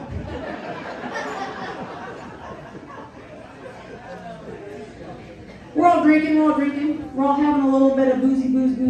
Yes. Can we all agree that as fun as drunk sex is, because it is fun. Go, baby! I don't know what are you fucking? Go! Can you feel it? I don't feel it. This fucking idiot. You're just like, it's really bad. But it's fun, but it's not good. It's just not good. It's just so not good. But it's fun. It's fun. Drink. Go. Drink.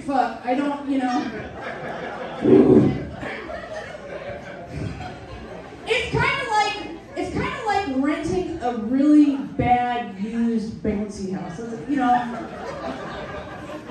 doesn't stay as firm as you like it. You know, little too soft to get a full.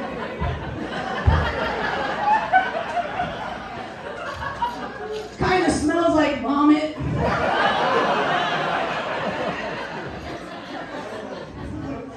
There's bad patches, but whatever. But you know, you just keep bouncing. Woo, I'm too old for that. Woo. Woo. I turned 50 recently. That's rough. But it's better than the alternative. But aging, it is. It's a difficult process. You know, things happen, things change. Every year is a new adventure. And I was just kind of, not complaining, but just like trying to commiserate with a young, sweet, fucking idiot. And she was like, oh, Tanya, I wouldn't worry. You're going to be sexy until you're 60.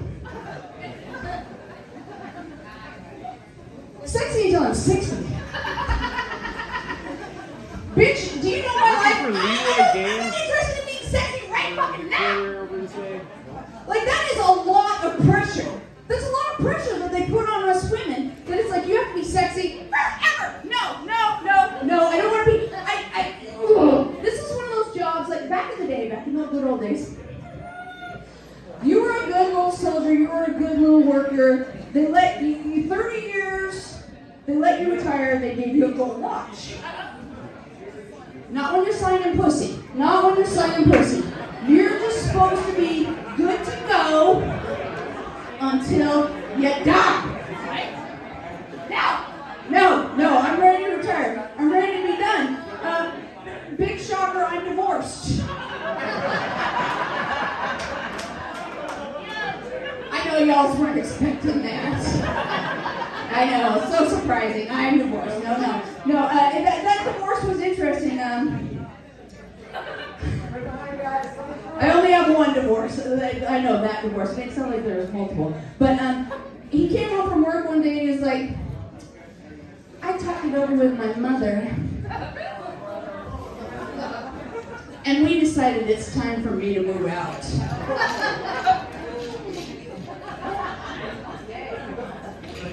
Go, bitch! What? Your mommy, you got permission from your mommy to leave me out? Like, right now, like, I don't have, And so we had a big divorce party. A big divorce party, because so many of my friends were like, damn, it's about time you figured out what an idiot he was. And before I continue, we need to talk about something. My children. A lot of these young men are ignorant. They're sweet, they're beautiful, but they're ignorant. They say things like, every lady wants a 10-inch cock. Oh yeah. Every lady wants a 10-inch cock. You know, I got bored one time. I measured from my rib cage right to the cleft. Just right, a whole 12 inches total. 12 inches total. And let's bear in mind that there's like a dirt. What am I going to do with a 10-inch dick? Where am I going to put it? What am I going to do? Remove my liver, a lobe of my lungs, a coil of my intestines, and then, no, I don't want a 10-inch dick. And the homies know that. So part of the divorce gift was a fucking case box of Magnum XXLs, which are so big, I was using them as waterproof socks. Would recommend, you have to have a skinnier leg. Like if I pull them all the way up, it was kind of, well, anyways, that was a little constrictive. But I was not in a hurry to go run out and get laid. But eventually,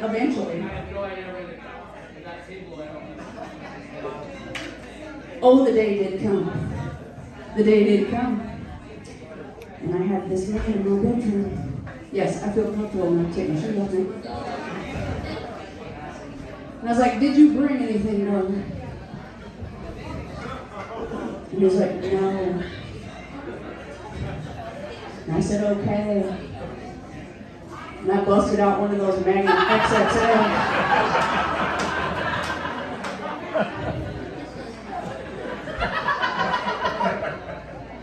You ever put a king-size condom on a regular dick? Looks exactly like when an 8-year-old boy borrows his dad's hoodie.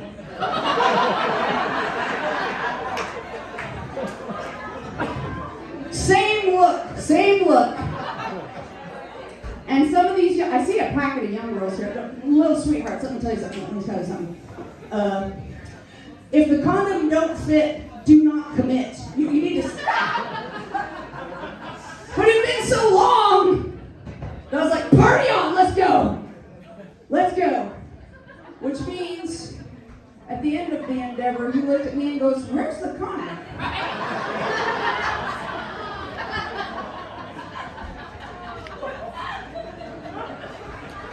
Digging through the sheets, pillows.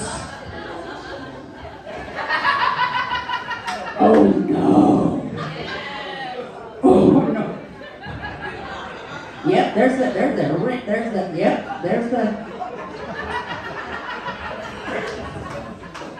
fuck. I'm not going to the emergency room for this happy horse shit. It's time to do the tactical jump and cough.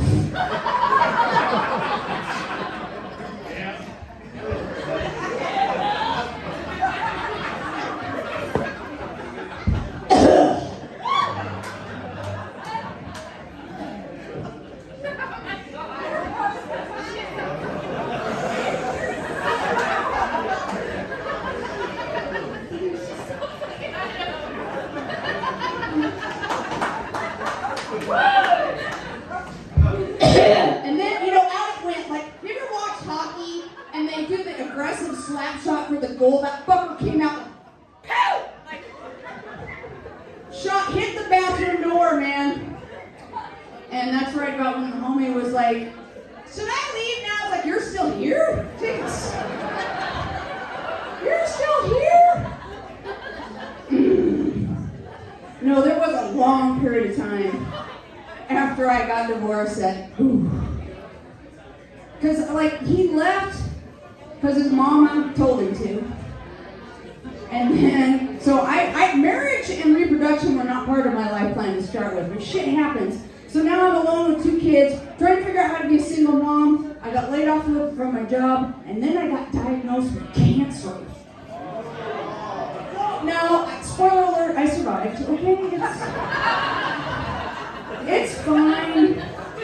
It's fine. But I had a hard time there for a while, like mentally and whatever, and a homie was checking in on me, and he was like, girl, when was the last time? I was like, I got in a fight with you. You got fist punching? He's like, no, like you caught a dick.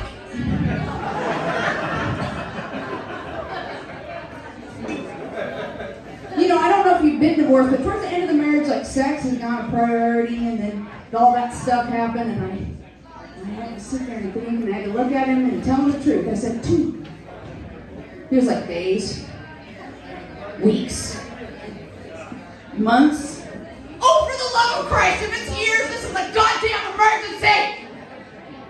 It's a goddamn emergency. You cannot let good vagina sit and get stale. This is a conflict of interest for every man, and it is anathema to God. Cannot let good vagina sit on a shelf. And I was like, well, what do I do? I was with the same guy. He's like, no. Because he got a job where there was a lot of young men, and I don't know if you know about this, but there's this thing called the MILF phenomenon. Yeah. Yeah, that's it. And he worked with this young guy who had clocked me and was like, wanted my number, and I was like, really? Because see, I was stupid at the time. I'd been married for a long time. I didn't know. So we exchanged numbers and I was so excited. I was so nervous. It was insane. I'm sitting there on my couch and this is gonna happen. All right, so it's time to prep for the day. The day has come. And I take a good long shower and I scrub everything up and I've got the wonky soundtrack going on.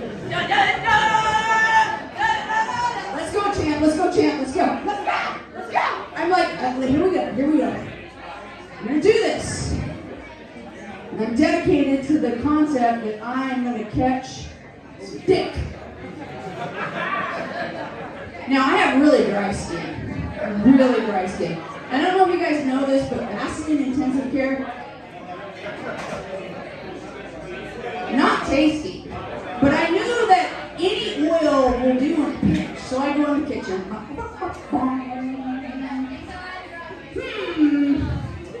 Butter flavored Crisco. Ooh, little risque for a first date. Little racy. Going a little far for me. Sesame seed oil, very, very expensive. Very expensive. I don't know if this dick is worth. It's going to be $2 of sesame oil to lube this bitch up. Coconut oil, that's where it goes. And I got all lubed up. And I got all ready. And I'm waiting, and here he comes, knock on the door. I threw the door open. I wish I could say, I said something smooth, like, come here often. You looking for something, soldier? No. I'm pretty sure I said, hi. Come in.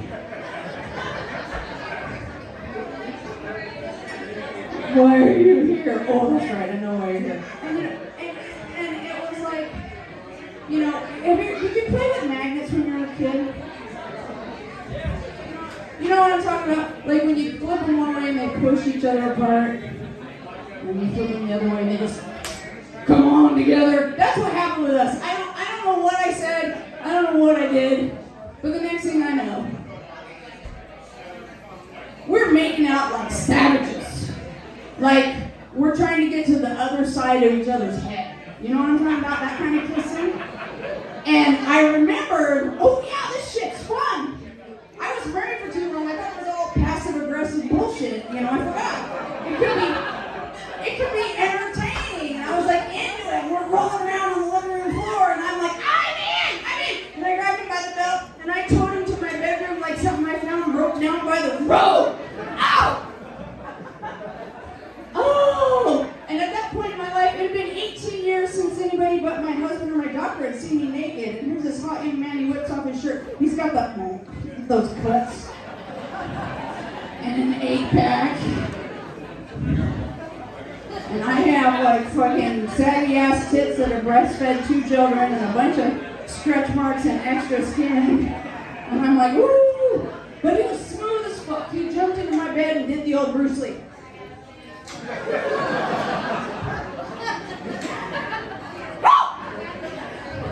So we're rolling around and it is great. It is.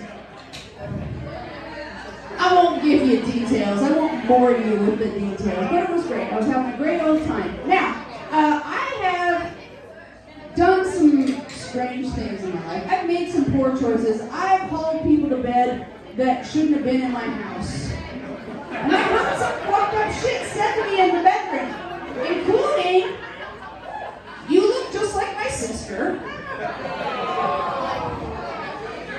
And I've never done this with a woman for free before.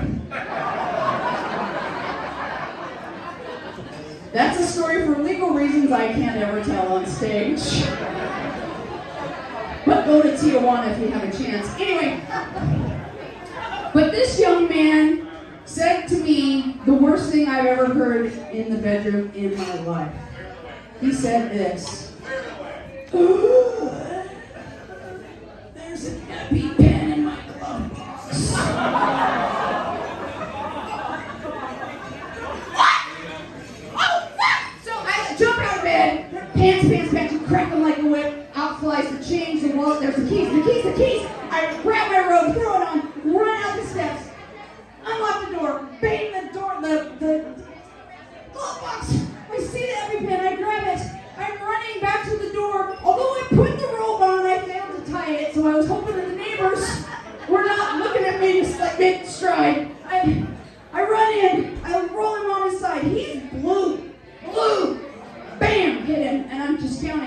I know. You have 5 seconds, so you need to call fucking 911. 1 Mississippi, please don't die. 2 Mississippi, this was not a good date. 3 Mississippi, the authorities are not going to believe this. They're not going to believe that this gorgeous young man was in my bed on accident, and he started breathing, and he sat up, and that epinephrine makes you all jittery. I don't know if you've been around, and I went and got him a glass of water, and just giving him the water, and I was like, what the fuck? And he's like, I don't know, man. I don't know either. The only thing I'm that allergic to is coconut.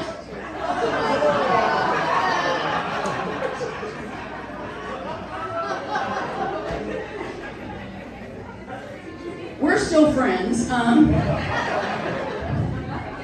He intermittently sends me pictures of a condom and an EpiPen sex question. No, because as hot and sweet as he is, near-death experiences are not a turn-on for me. It's the weirdest thing. It's the weirdest thing. So I quit milfing around. I'm not cooler. It's just gross. I have male friends in their 30s that are like, you should go out with these young men. I would have appreciated it at that age. You can teach them something. Hey, them 20-year-old men, they show up with a goddamn agenda, and it's not good. All I've ever taught any of them is, no.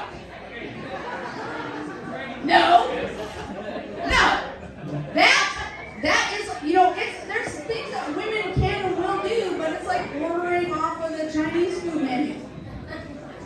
There's always Peking duck on there that says, what? 24-hour notice required. Oh, some of you nasty, you know what I'm talking about. All right.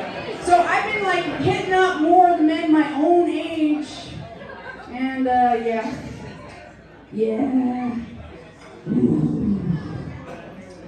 50-year-old single man, I'll tell you what?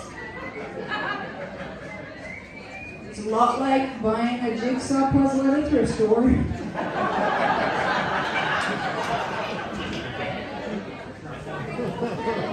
They're affordable. Discount rate. But there's definitely some pieces missing. Definitely some pieces missing. Pretty warped from just ambient humidity. Like they haven't even dropped in the drink. They're just kind of a little bit warped. And then once you put the puzzle together, 9 times out of 10, the picture you bought does not match the puzzle you completed. I bought a basket full of kittens. And what I ended up with was an emotional tornado tearing apart my personal trailer park. No. You gotta send them back. I mean, especially like, as he said, I'm from Idaho.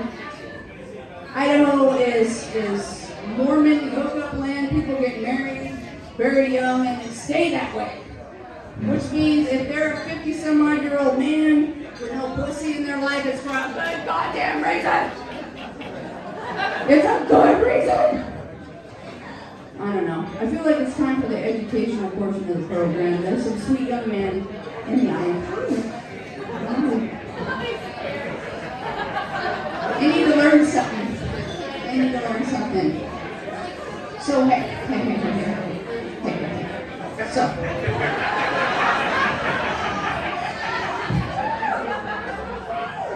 A lot of guys want to know why ladies are into the bad boys, right?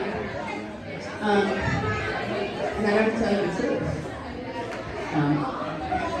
You guys should feel sorry for them. Because the only reason why women are into the bad boys is because they're what are called hobosexuals. They gotta fuck for a place to live.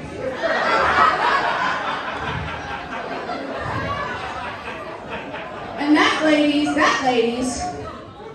is the reason why you watch out for them, because they can dish out a rare and unusual dick whipping. There are people that say that's mythical, that doesn't exist, that can't possibly happen. A dick whipping cannot happen. Oh yes it can. So what you do is you just don't. You just don't. You enjoy it, but you kind of check out on a certain level. You know, this is like test driving a used car with too much mileage, you know. I mean, when they're whipping out those really good moves, like if it was gymnastics in the Olympics, you know, even the Korean judges would be giving them high numbers, because they're just sticking landings. Oh, you know, you just don't. You just don't let them. You just don't let them. Just don't let them take your life away. We're in a bar. Should we talk about the first time I drove drunk? It was 2 months ago. Yeah. It was about 2 months ago. I'm new to this alcoholism stuff. I started New Year's this year, and I'm liking it so far, I have to say. It's really cool. So what happened is I was hanging with some homies, some other comedians. It was a Sunday night. It's like, we're not going to stay up too late and drink, because I have a doctor's appointment in the morning. Okay. Right about 6 a.m., we polished off a 12 of White Claw, a 12 of beer, and a whole handle of fucking tequila. And the sun's coming up.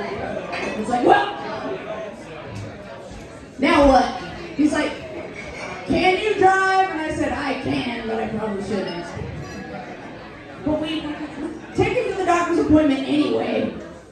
Rush hour Monday morning traffic, just fucking hammered. Driving to a doctor's appointment. The irony is just terrible.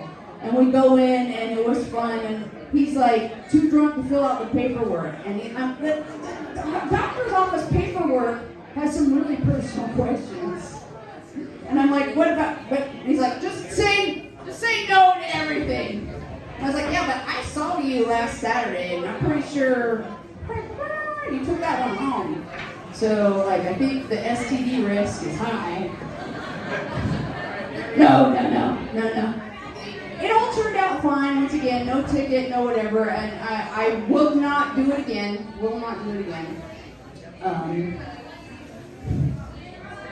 Yeah, it's time. You guys are ready. You guys are ready for the really crazy, stupid shit. You ready for some crazy, stupid shit? Okay.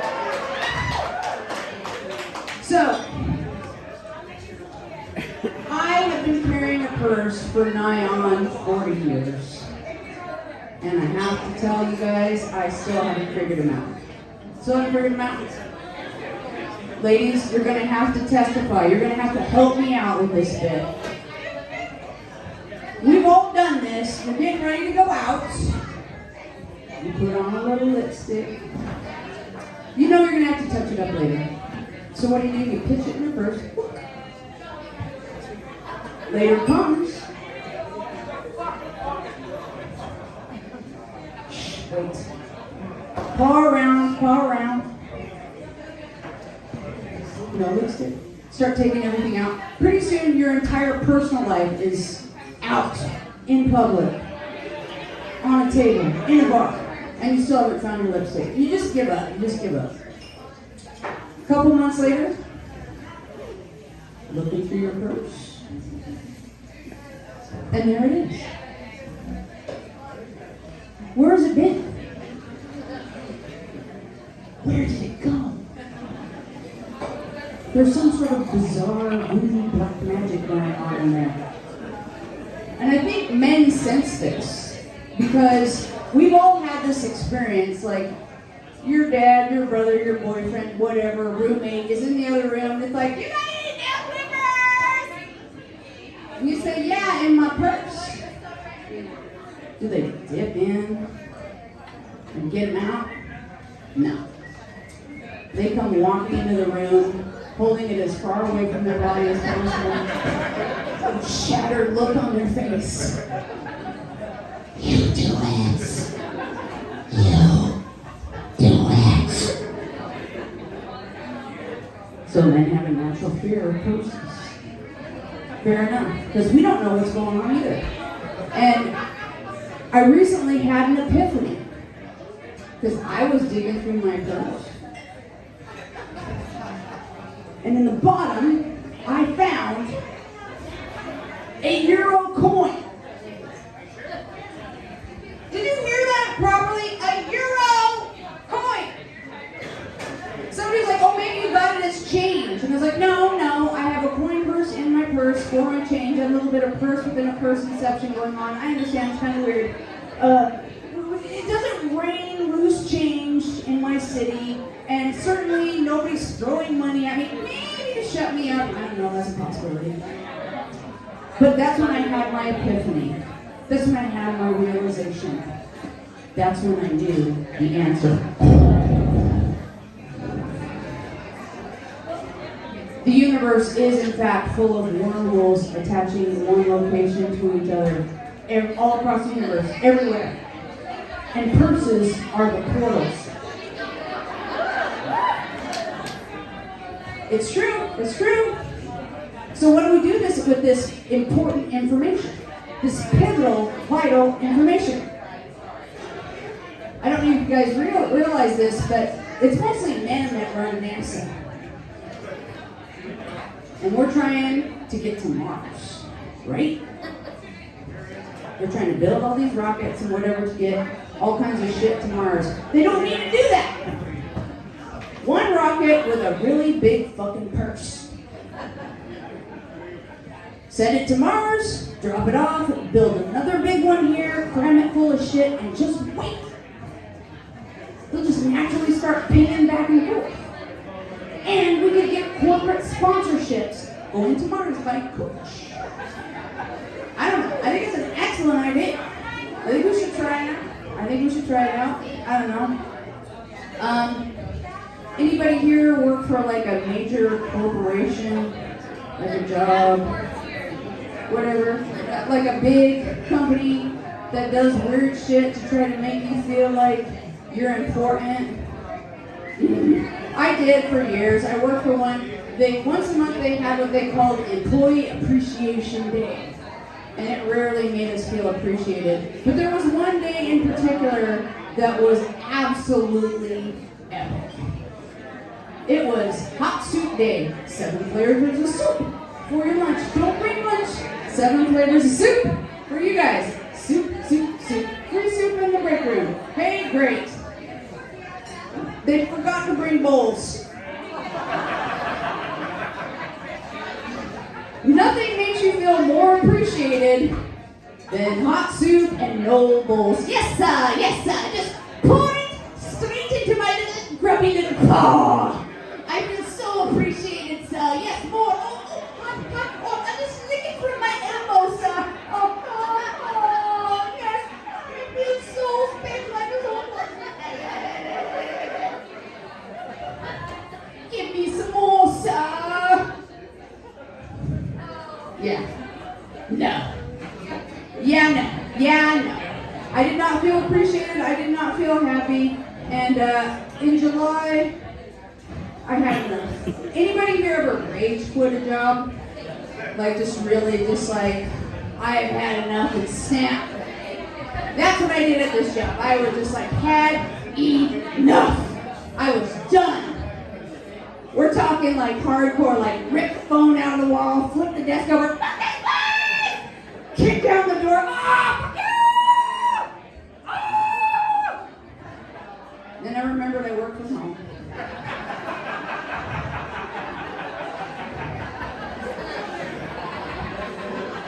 Yeah, I gotta clean all that shit up. And my teenage daughter was home and kind of traumatized. Mama, are you still gonna cook dinner? Are we gonna be okay? Yes, honey, we're gonna be okay because Mama is gonna do comedy full time for a living. Oh yeah, it's going really well. Especially, actually it's going better than it was, but you know, you can supplement your income. Especially as a woman. On certain websites.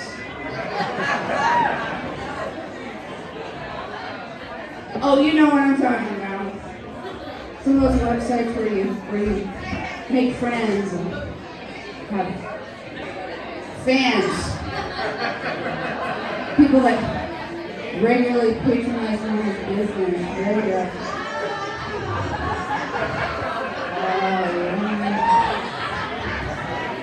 You know what I'm talking about. Yeah, you might have figured it out. I sell Magic the Gathering cards online. Cardshark.com, servicing the needs of nerds nationwide. Buy a deck anytime. Anything that you want to do. I got mana, I got mythic rares, I got rares. I got some of you. This is not a nerd dance environment. Am I losing anybody? That's fine. I don't care. I think I've got some good advice for my young men too. We've got some young men in here that probably need some advice. That probably need.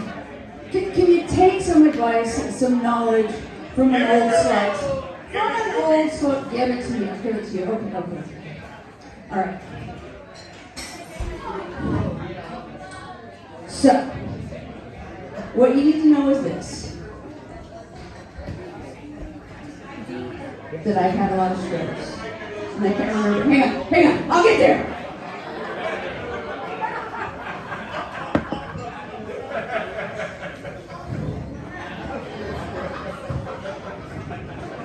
Y'all worry about the size of your dicks way too much. I knew I'd find it. Give me a minute. I have had strokes. That's serious. Y'all worry about the size of your dicks too much, because here's the truth. Ladies, this is another one where the ladies need to jump in and have something to say. If you love your man, whatever he's got is enough. Can I get an amen? If you like that man, we're sparking off a fight in the corner. If you like that man, whatever he's got is enough. Ladies, can I get an amen? If she thinks you're okay, I'm not going to lie, you better be at least average.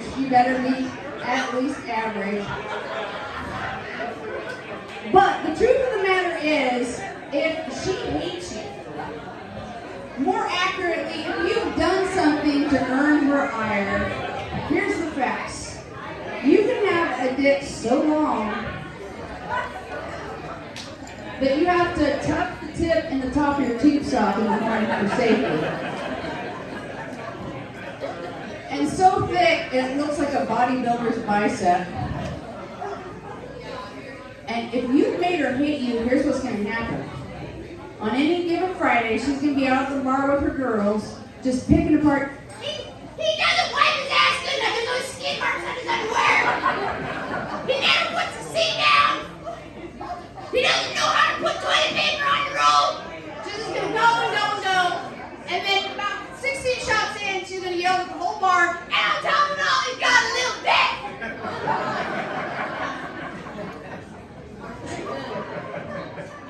What have we learned from this, gentlemen?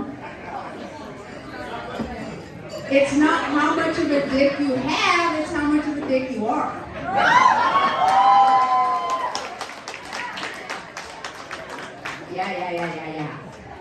Yeah, we're in the learning portion of the program. I want to try to learn something from the gentleman in the room. Okay? Can you educate me?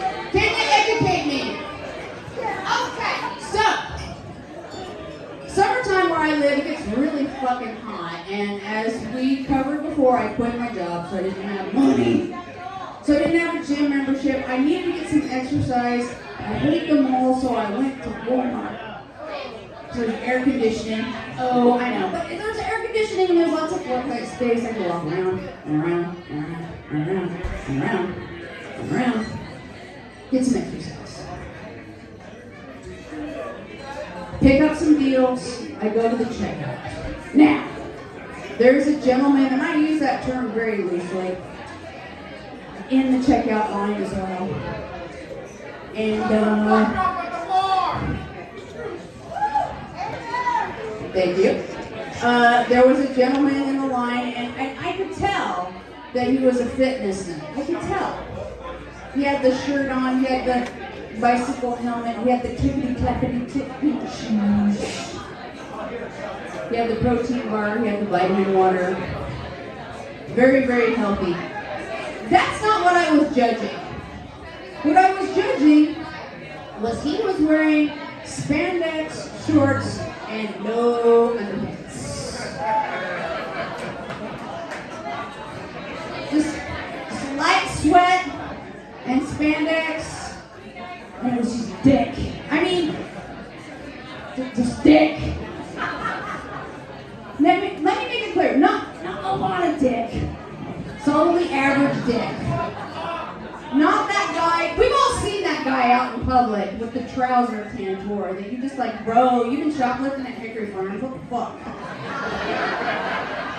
Not that dick. Just, but still, nonetheless, just like so much dick. And I just like, I can't keep myself to myself, which is a problem in my life. That I cannot keep myself to myself. So I had no choice but to walk up to him and say, "Hi, my name's Tom." He seemed confused. Before I continue, I need to ask a question. Gentlemen, is there any way that you would go out in public dressed like this and not realize that your dick was essentially out? Yeah, well, you're an idiot. Okay. Any no's in the building? This isn't rhetorical. I need you to educate me. No no's? Well, regardless. We're going to pretend like you said no. Well, then I don't feel that bad about what I did next. I gave him my name. I asked for his. He was like, "Why are you doing this?" And I was like, "Well, I figured since I knew you were circumcised, I should at least know your personality."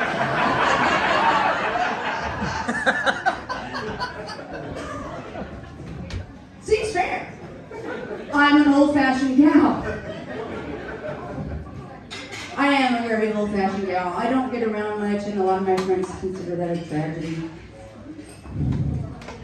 Which is fair, I guess. I don't know. I'm pretty happy. I really am fairly happy alone.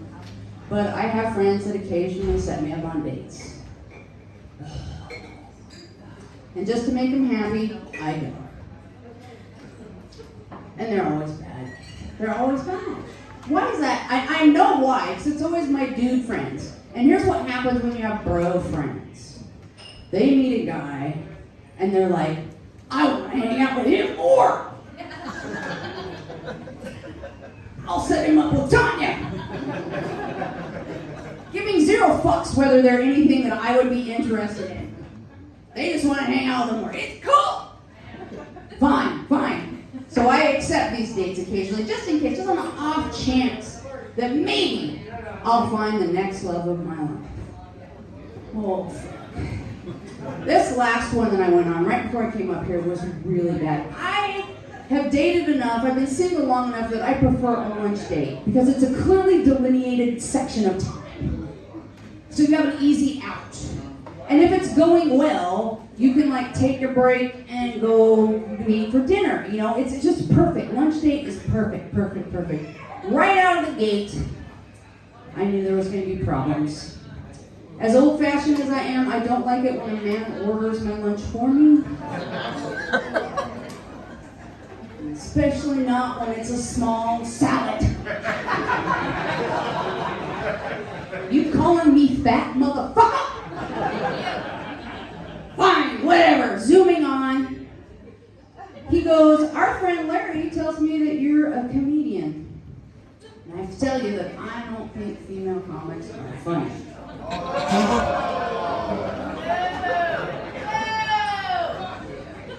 Hallelujah. Now,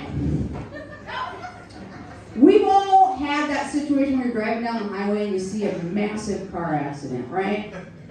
That's a massive pileup. Now, we have to be honest. None of us really want to see blood, guts, dismemberment, but if it's there, you don't want to miss it. This was the same attitude with which I proceeded on the date. Let's see what happens. He tells me I'm funny and starts telling me some of the most racist and sexist jokes I've ever heard in my life. And children, I grew up in Idaho. fucking saying something. That is really fucking saying something. And I'm just sitting there shaking my head. And he's like, yeah, that's funny shit. The jokes that women tell us too, but all they talk about is their periods. All right, really? All we talk about. Did I talk about my period once tonight?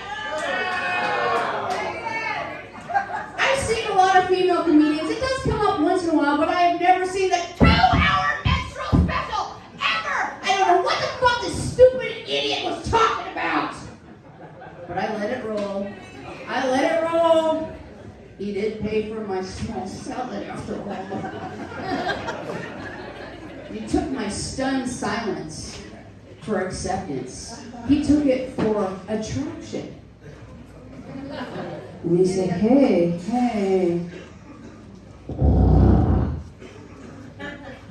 My house is pretty close by.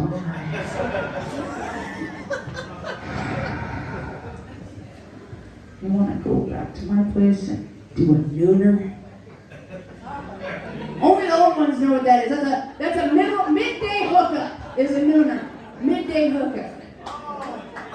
Yeah, it's a great name for it. You kids need to start using this. Put it on your Instagrams and your Twitters and your twatters and your bidders and your botters. Anyway, I was just stunned. I was just so stunned. I had no choice but to look him in the eye and go, oh, honey, I think I just started my period. My name is Tanya Cope, and my friends are short and that's a taco.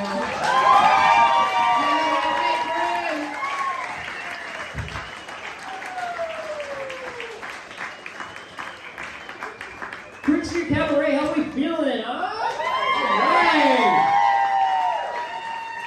That is our show for tonight. Thank you so much for coming out and supporting stand-up comedy. We really appreciate it. And we are going to try to get back, so stay tuned and have a good night.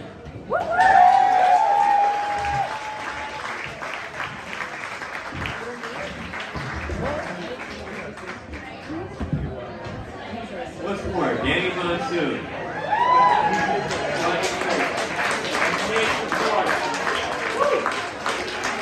And yeah, we can do this again.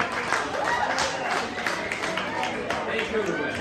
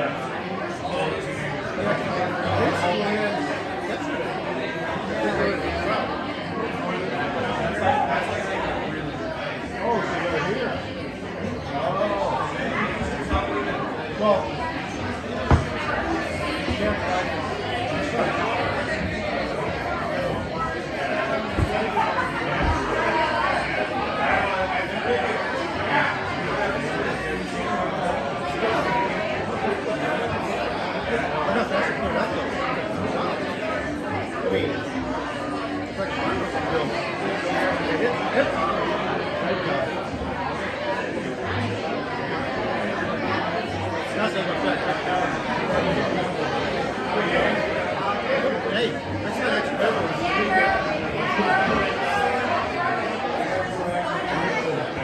These are potatoes.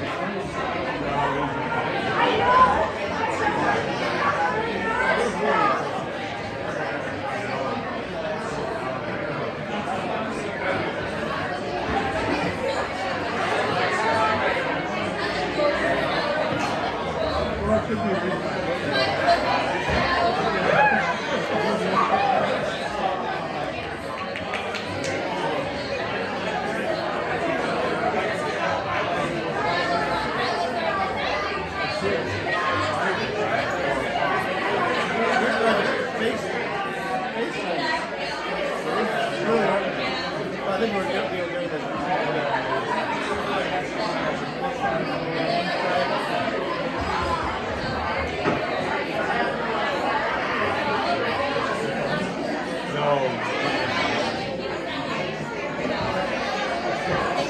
Stand up.